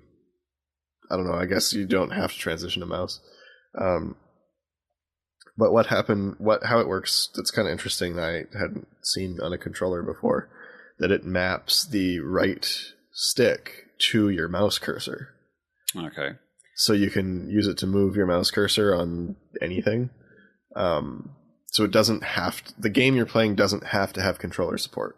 Okay, so it does the inbuilt mapping. Yeah, I've seen there's various programs out there that will do that with regular controllers with varying degrees of success. Yeah, so and it seemed to work, like, because we got a demo on a PC with it, and it looks like it's still pretty early on, and it seemed to work well for that part of it. And it's got like different sensitivity profiles you can kind of like switch on the fly. It's got extra buttons on the back. Looks nice. It feels nice. It's got that kind of that kind of rubbery soft feel. Okay, yeah. So it sounds similar in feel to what the Elite controller might be. Oh, does the Elite controller have that too? Yeah, it's kind of got a rubbery kind of grip on it. Just I think it's a fairly heavy, weighty kind of solid controller, but the grips on it are a bit like that. Oh, okay. 'Cause I don't think they wasn't grippy. It's just that kind of soft feel, rubbery stuff. Okay. Like a SteelSeries mice had that. a lot of them. Okay. I don't know what it's called, but I like that. It felt nice. Grippy, feel good stuff. Yeah. Well, it's not really grippy. It's just kind of soft. It's kind of grippy, but it's mostly soft. Okay. And the thing I really liked about it that was cool, it has a changeable cable. So the cable isn't actually built into the controller like it usually is. So if you like bend your cable too much or break your cable or it's getting worn out, you can just get a new cable for it. It's got a screw on the end, a big heavy duty screw, like where the cable normally comes out of the controller. Yep. And that I really liked because I have two controllers. Yeah, I guess besides the joysticks themselves going loose, the cable would probably be the next common thing to break. Yeah, because my Xbox One controller just went on the port, the micro USB port, messed up, and my wired 360 controller just went too. So I really like that, which is cool, and it also has different weights that come with it, so you can kind of, if you like heavier controller, you can put more weights in it. Okay. So that's kind of cool. What else? So yeah, that's pretty much it for that. You can have, and it had all kinds of profiles. Like it's not just a controller you get like the whole software thing to go with it. Yep. So you can kind of bind whatever to whatever that works with anything, because it just acts like a keyboard and mouse. I wonder. Don't suppose they were demoing on Windows 10 at all, because there is. I just wonder whether that would be usable with, say, the Xbox streaming, because that's fairly notorious. That would be interesting about which controllers it will support. Yeah, I don't think they were, because we were kind of rushed for time with the controller a little bit, because we were between the Sherlock demo, before the Too Dark demo, and then at the end we kind of they called us out and said, "Hey, 2 minutes." Yep. So we kind of had to rush at the end, but because we kind of played around with it a bit. We're playing around just as a mouse cursor, and then just kind of like a dummy bots with Counter-Strike. Yep. So that was cool. And I have some pictures too that we'll put in the show notes. They let me take some pictures of it. Okay, cool. They're not really good pictures because I wasn't really prepared to do that, but it's all right. Yeah. So then after that, we got to check out Too Dark. They didn't have a playable demo at the booth. They did upstairs, but we didn't have time to go check it out. So this one is really cool. So this is, I don't remember who it was developed, but let me check. So it was Gloomy Wood, and they are working on the game Too Dark, which is really, really interesting, and I'm really excited to play this game because it's super cool. It both in its presentation and the game concept, the gameplay, just really cool idea. So the presentation is it's very dark. The whole it's kind of a top-down 2D almost. I don't know, is that isometric? I don't know, it's kind of like at an angle 2D. Yeah, it's isometric. Yeah, so you can kind of see a little bit around you, but you have to hold a light in your hand to see. Otherwise, you just see your footprints and you don't know what's in the room. And I don't remember what they said with the way the backgrounds were rendered, but they use a 3D character model and then render them as kind of like pixelated looking, which is really cool. Because normally I'm kind of skeptical on the pixel art, but the way they did it was super cool, and it fit. And it was kind of a similar thing with the backgrounds, and it gives it this really unique look. I've never seen anything like it. I almost want to compare it to like FMV type games, but it's not. It's not cheesy. Okay. And it's a survival horror game, but it's not you who's trying to survive. I mean, you are trying to survive, but it's more. But what you try and do is you have to save children that have been kidnapped by serial killers. Okay. And so it's kind of weird, but the way they explained it is really spot on to why it's like a horror game. So the game starts off where you and your family are out camping, and your wife is brutally murdered and your children are kidnapped, and you're a detective. So right off the bat, like immediately there's like a body cut up into pieces, like just laying on the ground. Like, so they're very not afraid to be super gory. Earning their R rating. Yeah, it's going to be an M-rated game, I'm sure. Yep. But that's part of what makes it cool. And so yeah, you start right off with that, and then your children are kidnapped. So then it goes 17 years later, and you've been fired because you're so obsessed with your children's kidnapping case, and now you're off on your own, trying to solve it as an ex-detective. So then you see a thing on the TV that the serial killer has kidnapped these kids and has taken them to, I think it's like this abandoned carnival ground kind of looking area. And the whole environment's kind of like dirty and dark, kind of back alley kind of look. And it's very kind of creepy. It's not like a jump scare type, like scary in that way. It's just kind of like creepy. Mm-hmm. But what they were saying, and I think this is the perfect way to describe it, is what the horror in this game is the unpredictability. Because you can't see anything around you. You don't know where anything is. You don't have a map. And the kids that you're saving, so the objective is to get out of the level with X number of kids without dying, and without, like, you have to get, say, 6 of 10 kids out, and they can die. So, like, if you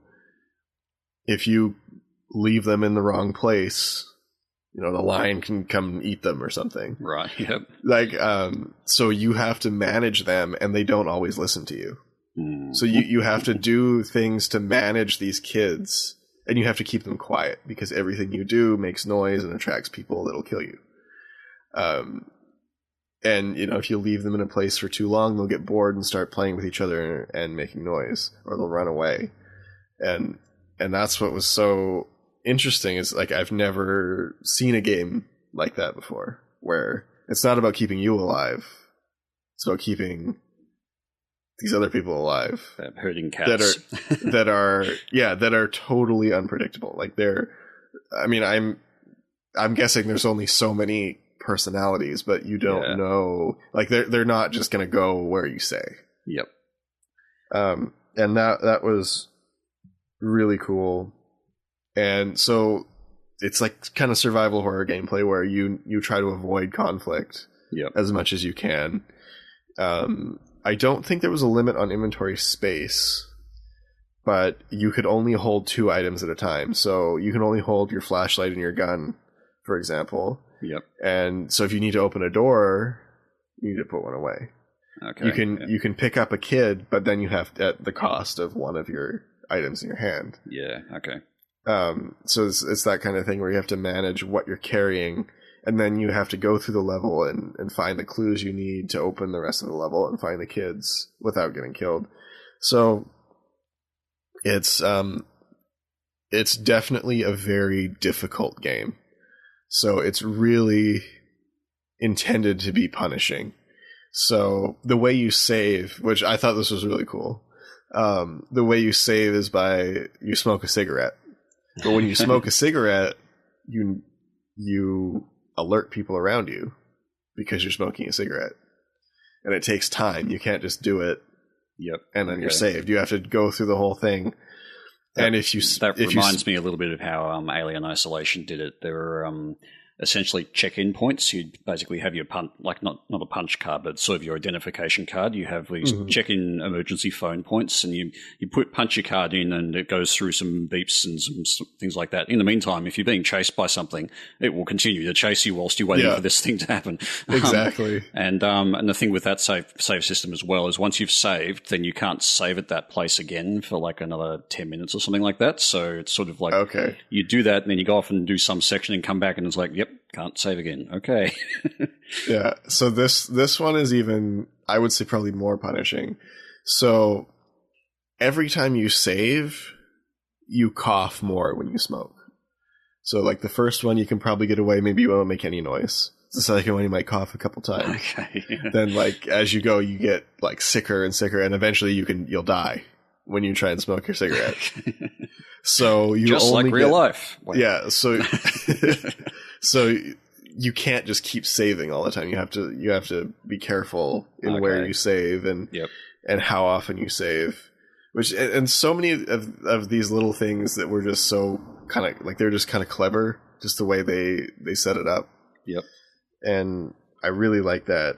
And they really emphasize like how the horror comes from the unpredictability and the loss of control, because you're not in control of these kids you're trying to save. and you don't know, and all the enemies, they were going for kind of a really almost relatable situation where the enemies aren't like the big monsters that you normally have that you like, it's a big creepy monster, but it's gonna kill you. So you can have these kind of, you think maybe this kind of sketchy looking guy, it might be bad, but maybe he's not. So then you use because when you start, I think you get like 5 bullets, and that's pretty much it. You can find some, but that's about it. So you have to use them very strategically and like, okay, do I want to risk getting killed by this guy, or do I just shoot him? But then I lose a bullet. So like you can go up to a guy and maybe he'll kill you, maybe he won't. And it's really cool. And there's a whole bunch of different ways to solve the levels too. It's not linear at all. So you can kind of save your bullets here, use your bullets here, find this weapon, this kind of like melee weapon, and hope you can beat the guy with the gun later, or just try and sneak past him. But what if the kids make noise, kind of thing. And they were saying too, it's kind of like a game that parents could really relate to more, just as like emphasizing the loss of control and I was kind of emotional. Funny, I was actually thinking that it'd be kind of, you have all these kids and you kind of put one down and put a few down in an area to go check out something, and then come back and then panic because one of them is missing. No, exactly. And that's kind of what they're saying is like parents especially can relate to the, the chaos of managing children. Yeah. Which I mean, I can't relate to that, but I can only assume. And I think it's really cool. And I asked them about achievements too, and they kind of had the same process where everybody in the studio they're emphasizing that the people in the art department will have an idea and anywhere, and then they just kind of have a whole big list that they have. So they had like challenging things, fun things. Like they mentioned one that they're going to have that is for beating level without smoking. So it's like a non-smoker kind of thing. And there's another one for, so another thing that happens is when you kill someone, you have to hide their body sometimes. So like if you have young children, and there's different age children. So if you have like a really young kid and you just killed this guy, he's not going to follow you. But you can hide the body, and then he'll come with you. Okay. And and if you have a group of guys and you kind of take one out in the shadows, and then they find his body, well, they're going to come looking for you. Yeah. So you have to drag it, and they leave this big trail of blood, which and then your footsteps will make a path from it too, and they'll follow it. So you can use that to your advantage too, to kind of lead people astray. And, people places. And I thought that was cool. And so there was another achievement they were talking about that they were thinking of doing. It was like paint a level with blood, so you just kind of get as much blood as you can get around. So they're kind of doing like the tough things, the fun things, and silly so things. So it had 2 modes. So you have the main story mode where what happens in levels is permanent. You can't go back and fix it. So if you end up killing somehow 3 of the kids, you'll see in the news, because it's kind of a progressive story. So you go to the one location, find the clue to find the next serial killer, and then it'll be the next day, and it'll be like a report saying, these 6 lost children were found, and these 4 are still missing, or these 4 were found dead, or whatever. So all the things that you do or don't do are permanent in the story. It's a kind of a legacy. Yeah. And but also then they have after that a replay mode, challenge mode, where you can go and try and do perfect runs. So like no damage, all the kids, don't be detected. I don't remember if they had that, but that kind of thing. You know, the usual kind of challenge mode. Yeah, where you can go back through. What's interesting, you've with both of those developers, how they actually have the entire sort of team involved in working on achievements. I mean, obviously there'll be Steam achievements and PlayStation trophies as well. It's interesting how ubiquitous that sort of stuff has become now that it becomes a major part of the development process rather than what has often happened in the past. It was a bit of an afterthought, I think, for many developers. And it was cool listening to them talk about it because both studios clearly had fun with it. And that I really like to hear because you can have a lot of fun with it, and other people have fun with it. That gives you the best achievement lists as well. As when they have exactly. A lot of fun with it. And I really look forward to seeing the Too Dark achievement list because I think that they really did have fun with it, just like they kind of did with the whole game because they kind of intentionally used some kind of cliche things and like just kind of for fun in the game, just to kind of go with the atmosphere and I asked them if they wanted me to emphasize anything tonight on the show, and they said they really wanted to say like they were really going for kind of a unique theme, and I think they did achieve that because it's super cool. That sounds really cool. Yeah, I'm really looking forward to that one. I think they said I asked them too if they plan on doing a physical release. So they don't have anything confirmed, but they were thinking maybe a collector's edition. So that'd be cool too if they're able to get a physical release because I would love to get that. And I think they said they were aiming for kind of a press early release like next month. Okay.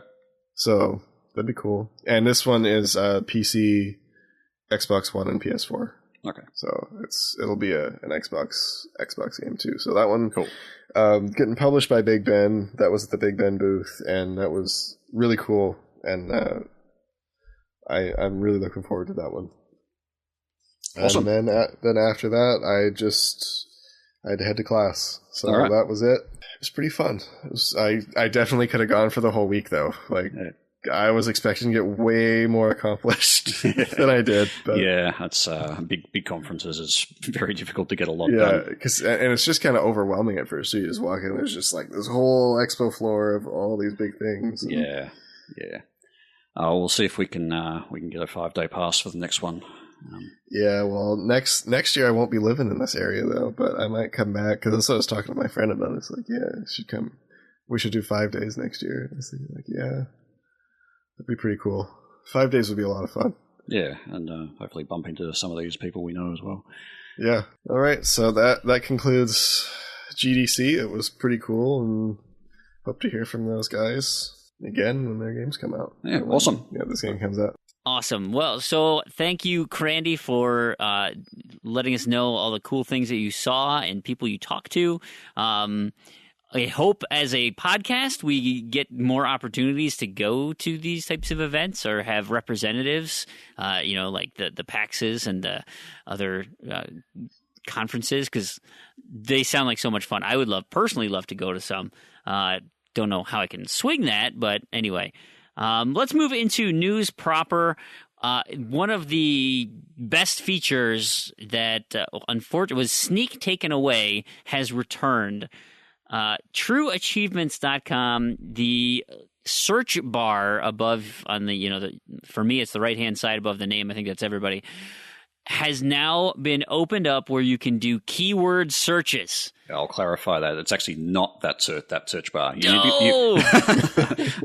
It's as far as I'm aware, you still can't do full keyword searches against achievements through the regular search. But if you go to the search results page, where it gives you the more advanced options, you can do a full keyword search through that. So that is there a drop down? No, No, Or it just happens? You just if you actually just go to the search box and press enter, I think it'll go into the advanced search results page. From there you can just type keywords and get results now. So that's been restored. That was something I'd kind of been giving him a hard time about every time it came up.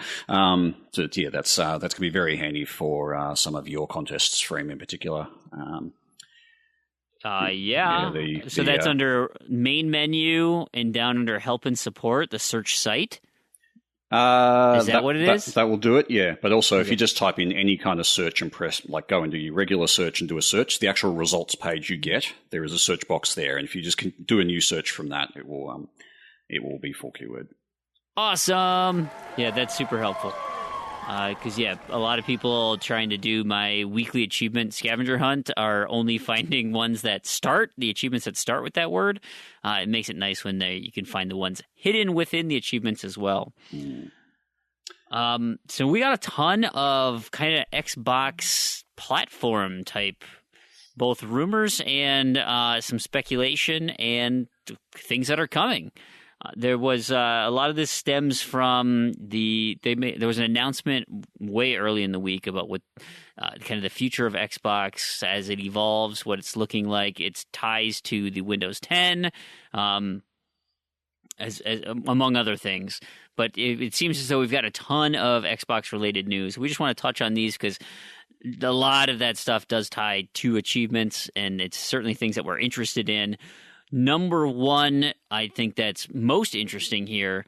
Maybe there's some other things that are most interesting, but actively, digitally sharing games with your friends. This kind of stems off of what PlayStation can do, right, with game sharing. Almost like an extension of that. Am I understanding this correctly? I'm not sure how the PlayStation game sharing actually works, to be honest, so I couldn't really compare. It's like handing off a virtual controller. I don't think it's that. I think maybe, but I took it your buddy doesn't need your buddy will stream your PlayStation game on their TV. And so they don't need a disc, they don't need any of that stuff. They get to stream your system. Yep, I know the sort. I'm not sure it's that. I think it's more back in the early days when they first announced the Xbox One and their kind of their plans for the digital platform, and how the response that they got to that was really poor, and they had to backtrack on that and go back to physical disc and all that kind of verification and so forth. But one of the really beneficial things that was going to come up with that was the ability to actually share, like if you own a digital copy of a game, being able to sort of allocate people you can share those games to. Now, admittedly, we kind of do that sort of thing at the moment with a bit of funny business with home sharing and so forth. But it was going to be an explicit feature of the system that they had to roll back because they got a big backlash. So I think that's what that is more about. They're kind of now looking into how they can make that a reality, which I think is a good thing because it'll mean you can kind of share. If you've got a cool game, it's essentially like rather than sharing a physical disc, you can share a digital game with a friend and they can play it and do whatever they want until you unshare it. So it's kind of like lending out games, but from a digital side of things. Sure. So I think it's interesting. I don't think it's related to the PlayStation sort of hand your controller over kind of thing. Sure. Yeah. But that'd be a way to do it. That would be. Then you don't have to there's a few and whatnot, and security. I've heard some horror stories. In fact, I heard about this. I don't know if you saw the video of the kid who handed off control over to somebody and in Destiny, and the person went in and wiped his characters basically, and then wiped his two main other characters, and then deleted all of his weapons and stuff. And it's just like, if you want to know more about that story, it's Game Informer. I think Mike Futter he went and kind of really dove deep into that. There's an old Game Informer podcast that talks about that scenario because they try to track down the kid and all that kind of super interesting. It's long. It's a real good back and forth, but a lot of it does go to like how inflammatory some people can be on the internet with, immediately grabbing the pitchforks and not understanding the full story, because there is some interesting wrinkles in that tale. So, all right. Well, if you can find the link for that, I'll put it in the show notes and have a look myself. I'll see what I can do. Yeah, I'll try and find which one that was in my backlog of podcasts. But it was good. One thing that did come out of the GDC talk from Xbox's perspective, and this was a letter that Chris Charla wrote about ID at Xbox and what they're showing, but it's a longer letter, but he did mention some of the announcements that they're working on with based on their developer feedback. And the main thing to come out of this is, so some of the small things, the Xbox game preview program said it's been successful. We're going to keep doing it. Working on the marketplace and doing things with Windows 10. But what everybody jumped on this week, cross-network play. And they had already talked a lot about, Xbox to the Windows 10 devices, that you'll get a lot of, that type of cross-play. And that's certainly easier from their standpoint because the same company owns both. But what he also said is, and here's his quote, This means that players on the Xbox One and Windows 10 using Xbox Live will be able to play with players on different online multiplayer networks, including other console and PC networks. He goes on to say... So does that mean we'll be able to play with the Ouya? There you go. It says, of course, it's up to game developers to support this feature, and Xbox Live players will always have the option of choosing whether to play with other Xbox Live players, but we're thrilled to confirm that Rocket League will be the first game to take advantage of this new capability by enabling cross-network play between Xbox One and PC players with an open invitation for other networks to participate as well. Almost a direct kind of handout to Sony to say, look, if you want to work together, we can figure, with Rocket League here, figure out a way to make this work. And Sony has, made some comments about it just not, obviously not being that easy to sort out. And that there's likely some licensing agreements and legal issues that could be a challenge. But I would love for gamers around the world to be able to just, whatever console you have, play with whatever. I mean, exclusivity is one thing, but just to eradicate exclusivity across the board would just be awesome, in my opinion.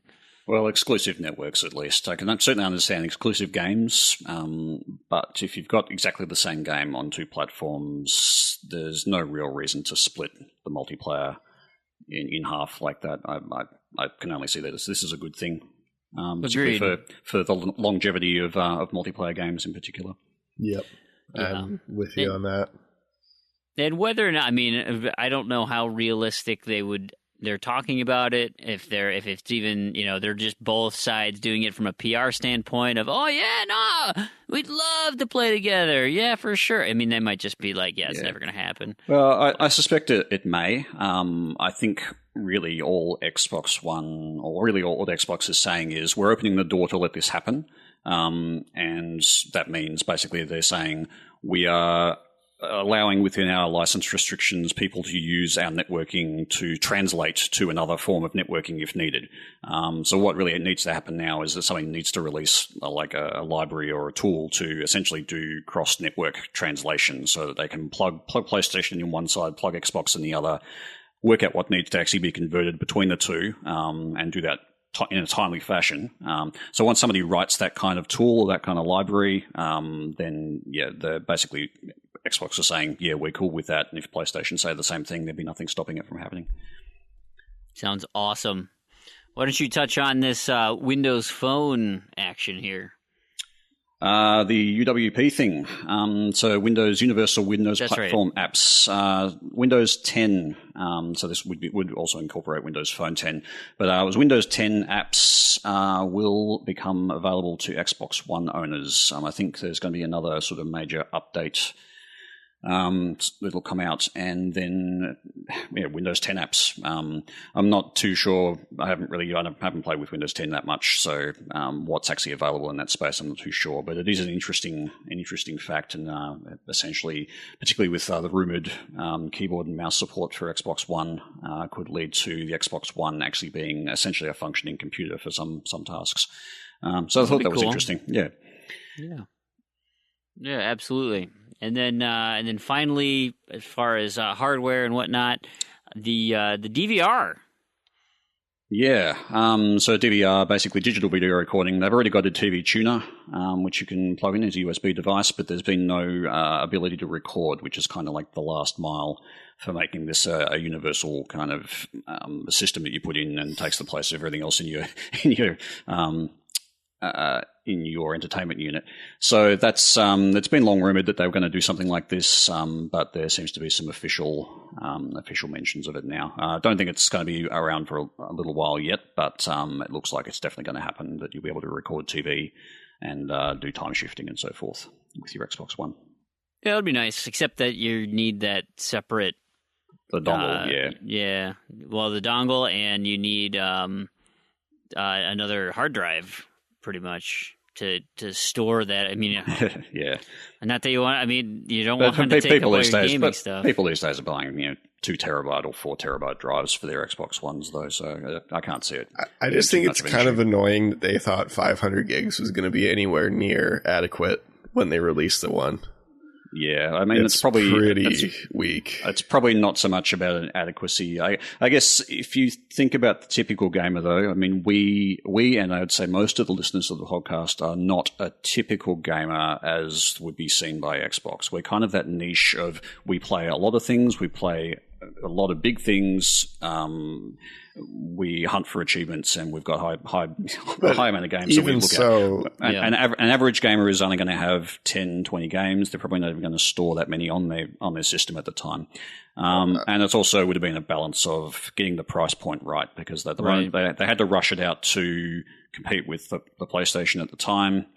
If they put in a bigger hard drive, that's an extra $30, $40, $50 or whatever, which means that they're not competitive, and they would have lost the market even more than they did. Yeah, I mean, they already weren't competitive because they were $100 more, but... Exactly. So, and that's with the Kinect. So and that, you can see how well they did for them.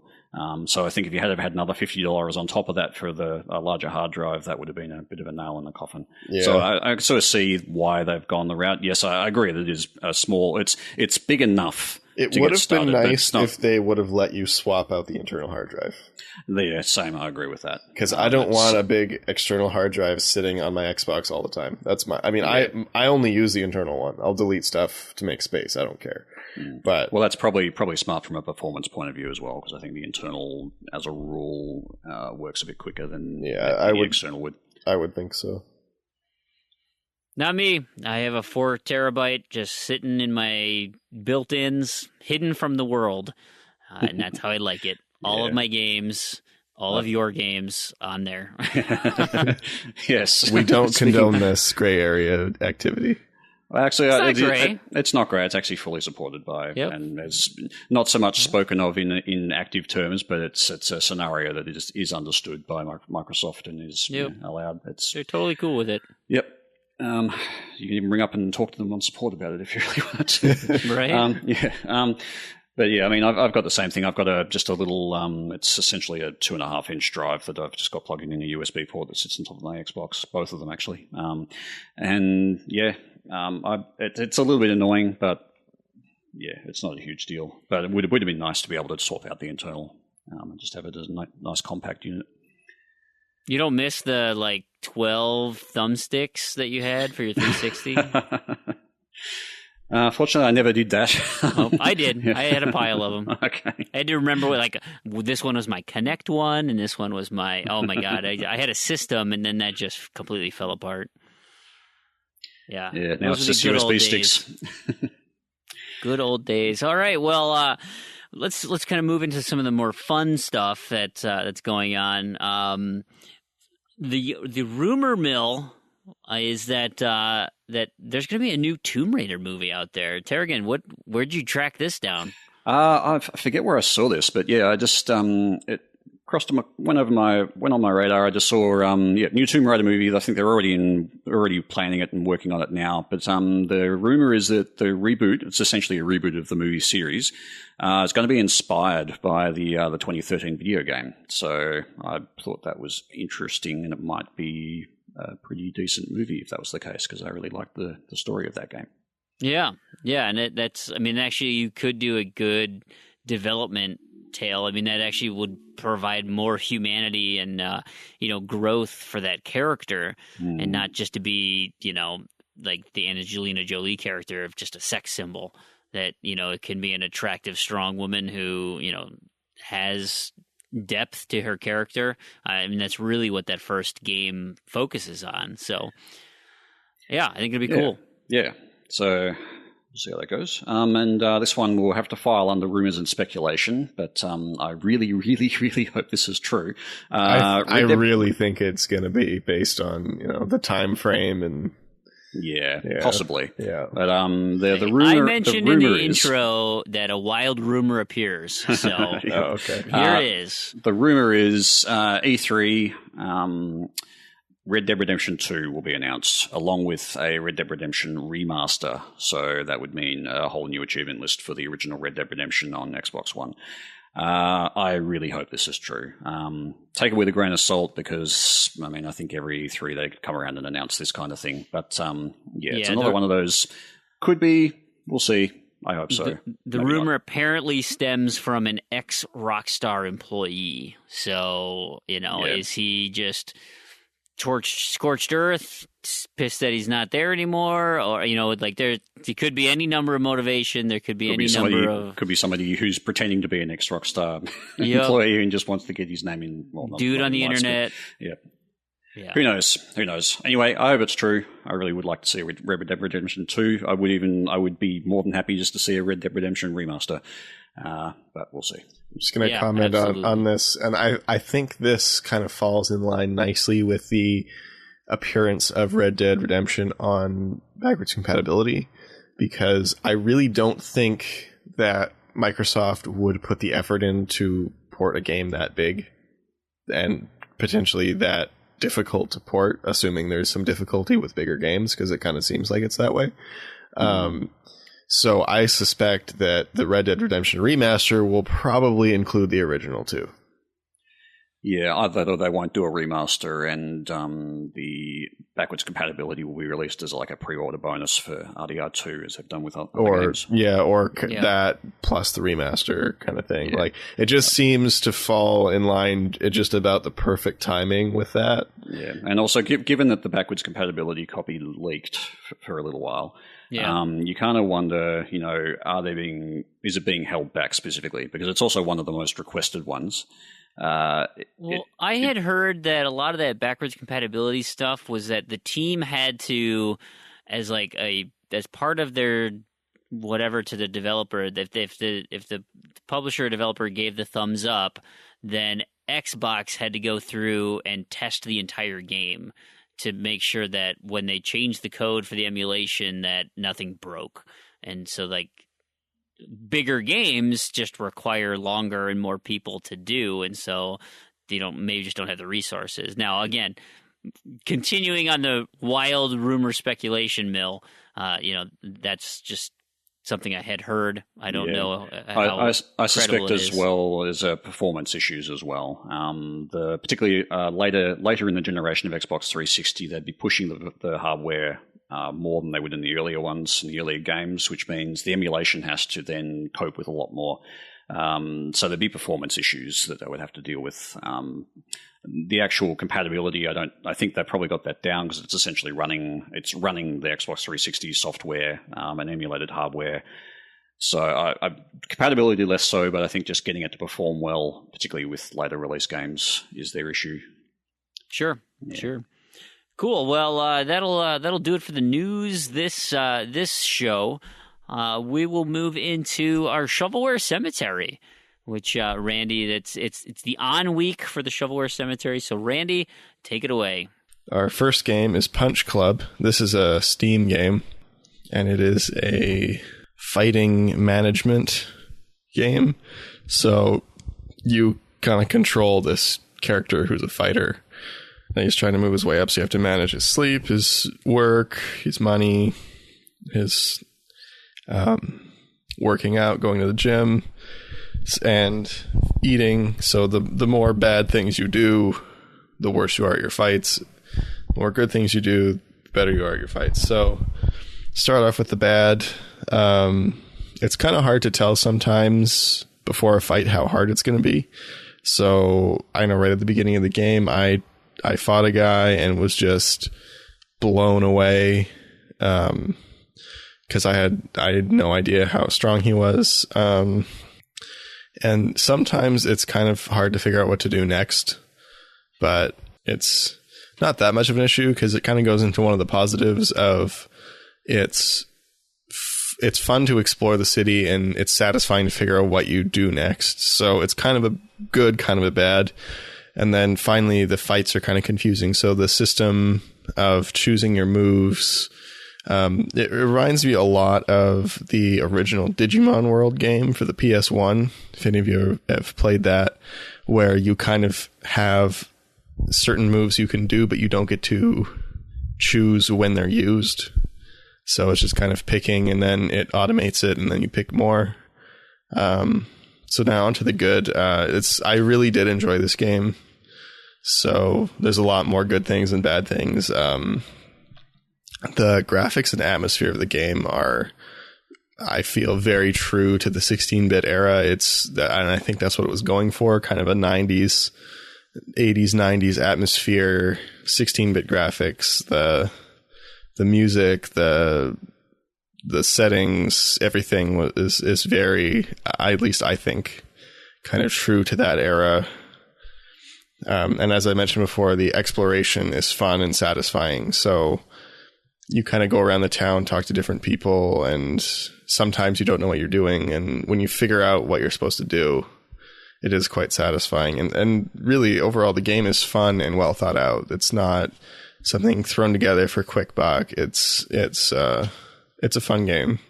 It also has a cool feature so it's also on mobile platforms, and it has a cross-platform cloud save. So if you throw your save in the cloud on your PC and you want to continue playing on your phone on your way to work or whatever, you can do that. So that's kind of cool, and vice versa, of course. And I personally really enjoyed the art style. It's just kind of that the whole aesthetic of the game, I think, is very cool. That's just kind of me, though. And thank you to the publisher Tiny Build for giving us the code and letting us try that out. So I think this one I'm going to have to send to the Sanctuary. I have few complaints, and its price point is $9.99 US or regional equivalent. It's pretty tough to go wrong. It's definitely worth the price. So I'm going to have to send this one to the Sanctuary. Okay, so next up we have Screen Cheat, and we're here with Damien because he played with us. Hey, everybody. It was me, Damien Tarragon, playing Screen Cheat. So Screen Cheat is a multiplayer only, well, kind of multiplayer only, multiplayer game mode only. Should be. Game that you are invisible on every screen but your own. You can only see your gun on your own screen, so you have to look at other people's screens to figure out where they are to kill them. It's just 1990s nostalgia all over again when I used to play multiplayer. Yeah, it really is. And it kind of has that look, just kind of that, I don't know, that N64 kind of polygon-y look. Yeah, I was in a good way. Yeah, I was really expecting like some GoldenEye levels to come up in the play. Never did, though. No. It felt like it. So, yeah, and then all the levels are kind of color-coded based on where you are in the level, so you can figure out where people are a little easier. So we got a couple codes from the developer, or was it the publisher? I don't remember. It was the marketing, but I think for the publisher. Okay, yeah, the marketing team for the publisher. And so we had a play, and it's got some good, it's got some bad. Start with the bad as usual, because I'm a negative Nancy. That's a nice way to put it.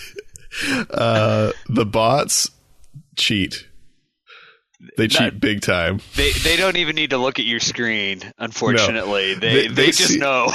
They seem to know where you are at all times and make it very obvious that they do. Even on easy, the bots cheat. So bots, not so great. As a result, that leads to playing it by yourself, not so great. At least offline. There are ranked modes and online matchmaking, so that's okay. But if you don't have enough people, it gets filled with bots, and then you have bots. I thought it was an accomplishment just to not be shut out. Yeah.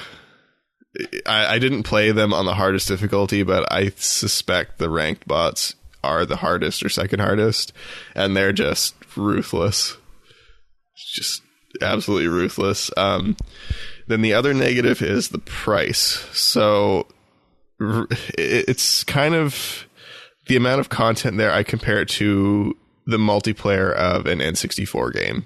So there's a good number of maps, a good number of game modes, but it's kind of like the multiplayer that would come along with a single player game. Yeah, I mean, even with the weapon selection, I mean, it has that nice, you have a mix of things that you can use, but kind of to your point, it didn't seem like, if this had been developed and published on an N64, I wouldn't have been surprised. Yeah. It doesn't take it into account any of like the current technology out there within the Xbox One to really utilize anything. I mean, it could backward port, no problem. Yeah. But at the same time, it's their first game, I think. I'm pretty sure it's their first game. So the price point is $15 US or regional equivalent, which I think is a little bit too high. I think 10 would, for me, I probably wouldn't get much out of it just because I don't have people to play with on a regular basis. But if I did, I think the $10 range is probably that kind of sweet spot where if you had people you got together with like once a month or something and played locally, you could get a lot out of it and have a lot of fun with it. So that goes into the good, where playing with friends is fun. Oh, I definitely agree. I think as even playing online in a party and having to look at everybody's screen, but just the fact that you could have everybody there on the couch, doing that couch co-op experience. I mean, this is perfect for that. But again, just because of just the gameplay, the everything else, again, beyond $10 for it. I mean, I think it's great. And for $10, it'd be, especially if you had that couch co-op, you had a bunch of people over, you're like, hey, let's go play Screen Sheet.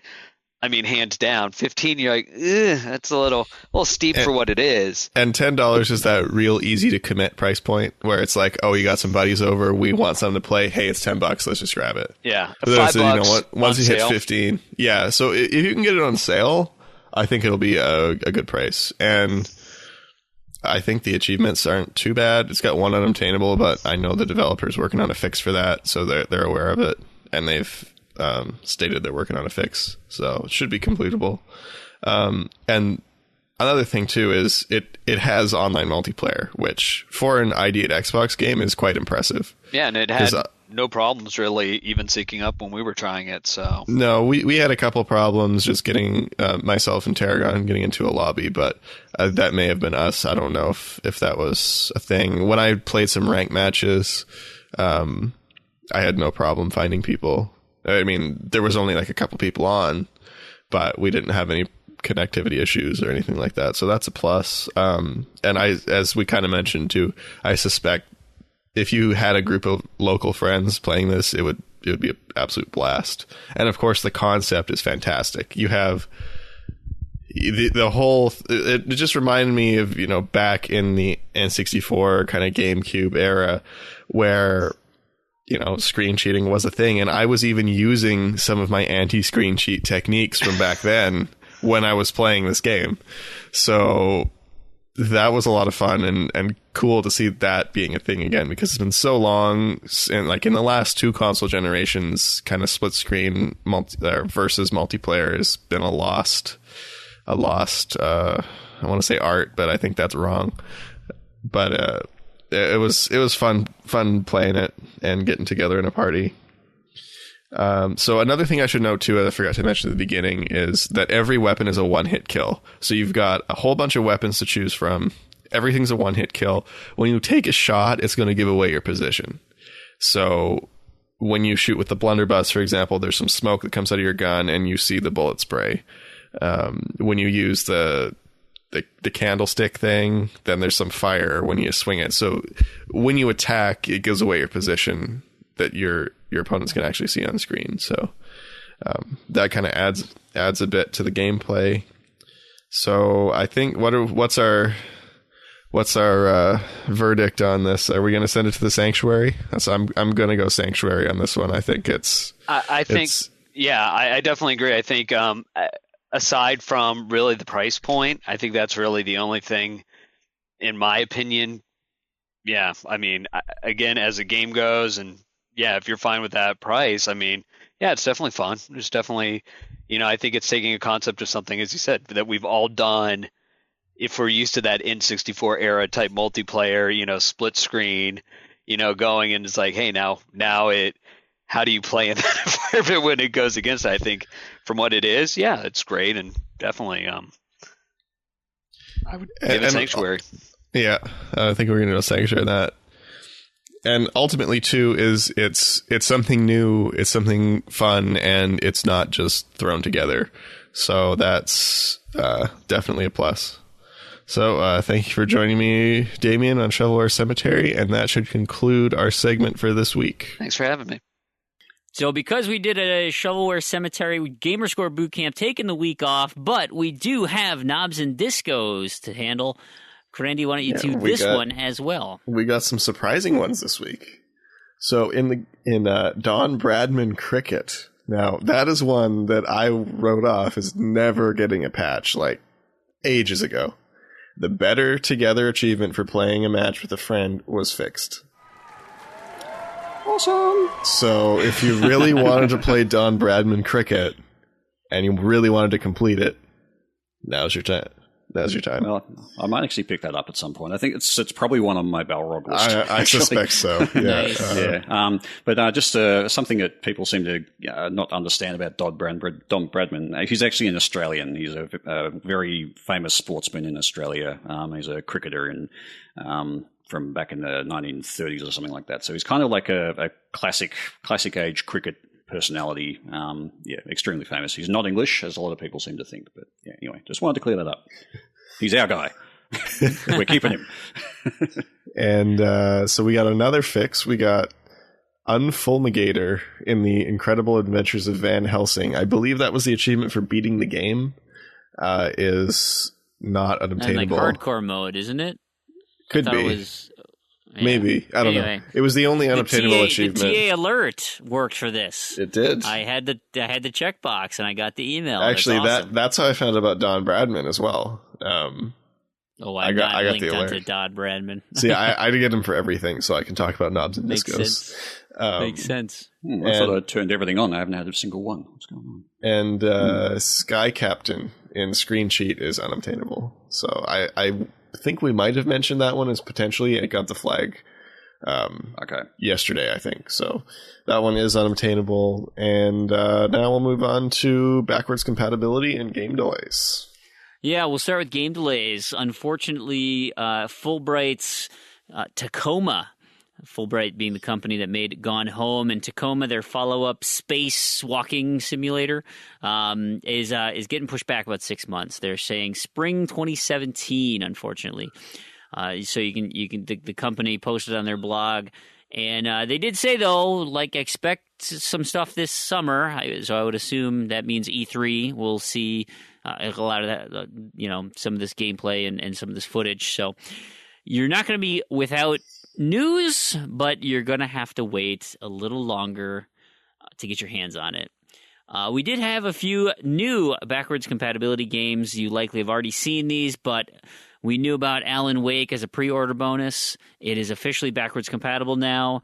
I thought there was some delay or some hiccup with that. It might be backwards compatible now, but I thought there was a delay. What, to like the release of Quantum Break? No, I've seen people downloading it. All right, okay, maybe it was just delayed for a day or something like that. All right, could be. Similarly with Pac-Man, people had been downloading this off of discs, I thought. But old school Pac-Man is backwards compatible, and Castlevania. Oh crap! What does the SOTN stand for? Shadows of the Night. Symphony like of the Night. Symphony of the Night. Wow, I played this game so long ago. This is like one of the best Castlevania type. Well, it is a Castlevania game. This is like one of the best Castlevania games. Super old school. I think it's a PS2 port. Anyway, fantastic. And to you preview members, as of recording, Halo Wars is backwards compatible for only the preview members right now. So that likely, whatever the April update will bring it for everybody. I guess I don't know, but that's your little bonus there. That's interesting. That kind of points to an update to the emulator as well. Because if it's only for preview, then it must be in. Anyway. Yeah. Interesting. Absolutely. And so we will wrap up the show with the Zombie News Corner. I mentioned it in the intro. Resident Evil, the musical. Yes, the zombie franchise, Resident Evil, is Capcom has said they are having a musical. It's coming in Japan this fall. So is this like Resident Evil, the game, the movie, the musical? Now you got it. It's actually called Musical Resident Evil. It's starring Rian Yuzuki. This all comes from Kotaku. Yuzaki is part of an all-female cast. They actually, apparently, this all-female cast did a show for Ace Attorney. So I don't know, I don't know if you can track those down somewhere, but yeah, right? I'm still going to try and track down the Ace Attorney movie. Yeah, for sure. So it's supposed to run in Japan this September through November. It'll start in Tokyo, move down to Osaka. And what people are excited about is that the Resident Evil producer Hiroyuki Kobayashi, those of the franchise know him, he is supervising the production. So he's going to keep it, hopefully, within canon or close or, whatever. This is great. Now, of course, there's no comment on whether it's coming to the United States, but there is, in conjunction with this Resident Evil musical, apparently there is also a touring concert series, an orchestra concert where they play Capcom music and so of course Resident Evil's part of that. I assume Street Fighter's in there. So are they going to play some of the mall music from Dead Rising? That would be amazing. That'd be amazing. It was actually funny after playing Dead Rising. I could never walk into a mall again and hear like the music in the background and not think, where are the zombies? That's actually the music. Yeah, that's the music while you're finding your seats to sit down. That's the interlude they're playing. Wonderful. That'd be the greatest thing ever. Yeah. So there you have it, guys. Resident Evil, the musical. Hey, if it comes to San Francisco before I move away from this place, I'd probably go see it. Oh my God, I totally would see it if it came to Minneapolis. You better believe it. Sounds awesome. Yeah. And in my head, I'm picturing, I don't know if you guys have ever seen the musical Book of Mormon. Yes, I saw that one when it came here. Just an absolute hilarious riot. It is so funny, but in my head, that's the musical for Resident Evil. Clearly, I think it'll be more serious and it will be, tonally a more traditional musical. But in my head, I'm thinking of just over the top. That's Book of Mormon songs in the Resident Evil universe, just weird zombie things. And anyway, totally digressing. Let's close out the show. Thanks, everybody, so much for listening. I hope you enjoyed it. We had some fun tonight recording it. Hey, and if you out there listening could help us out with reviews on whatever podcast app you tend to listen to, that would be super helpful. Just on that, actually, I went and looked at our Stitcher stats. Oh, yeah? Earlier today. And, we've actually got like 4 listeners on Stitcher, Whoa. which I thought was like, whoa, okay, that's like all right. 4 times as many as we had before. So thank you for Stitcher friends. I'm going to assume that's 4 individual people and not one guy with 4 different phones. I think it's 4. Well, it could be 4. Somebody with 4 different accounts. phones, I suppose. But yes, I think it's 4 different accounts. So at least one of those is that your girlfriend? I think, Crandy. Yeah, my wife listens to some of them. Yeah. So it's at least 3 others. But that's interesting. Hey, all right. Well, yeah, and we're big on Stitcher now. Those reviews, those ratings, they help out a ton to the non-gaming community. We get so much feedback through TrueAchievements.com, the Achievement Hounds community, all the other gaming sites that we frequent and spend time at.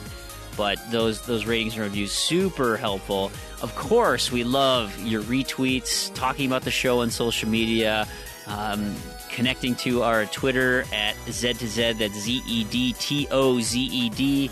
And of course, you could follow Planting's footsteps and email us directly, contact@Z2Z.com. There is a leaderboard set up at True Achievements. We have been discussing offline about, we had a suggestion to have community-type shows. And so we're trying to figure out a way to do that. And the leaderboard might be a really great way to connect to a bunch of people. So if you're not part of the True Achievements leaderboard, jump on there so we can reach out to you to help out on a future show. That would be awesome. So like I mentioned, with all the shows and or the websites that we frequent, I think above all, True Achievement with the Ultimate Head-to-Head Contest, you guys have been great supporters of the show, and your website is just phenomenal. And of course, I've actually went to xboxachievements.com this week looking at some alternate solutions to my Ultimate Head-to-Head Contest achievements. And of course, the Xbox Roundtable, other Xbox-related websites, gaming sites, YouTube, streamers, everybody who helps support this achievement hunting niche that we so wonderfully adhere to. And of course, we couldn't do any of this without Microsoft and their support for the Xbox console. So, on behalf of Randy and Terrigan, this has been Brandon, and to all you achievement hunters and Gamerscore junkies out there, thank you so much for listening. We will catch you next episode. See you later, guys. Thanks for listening.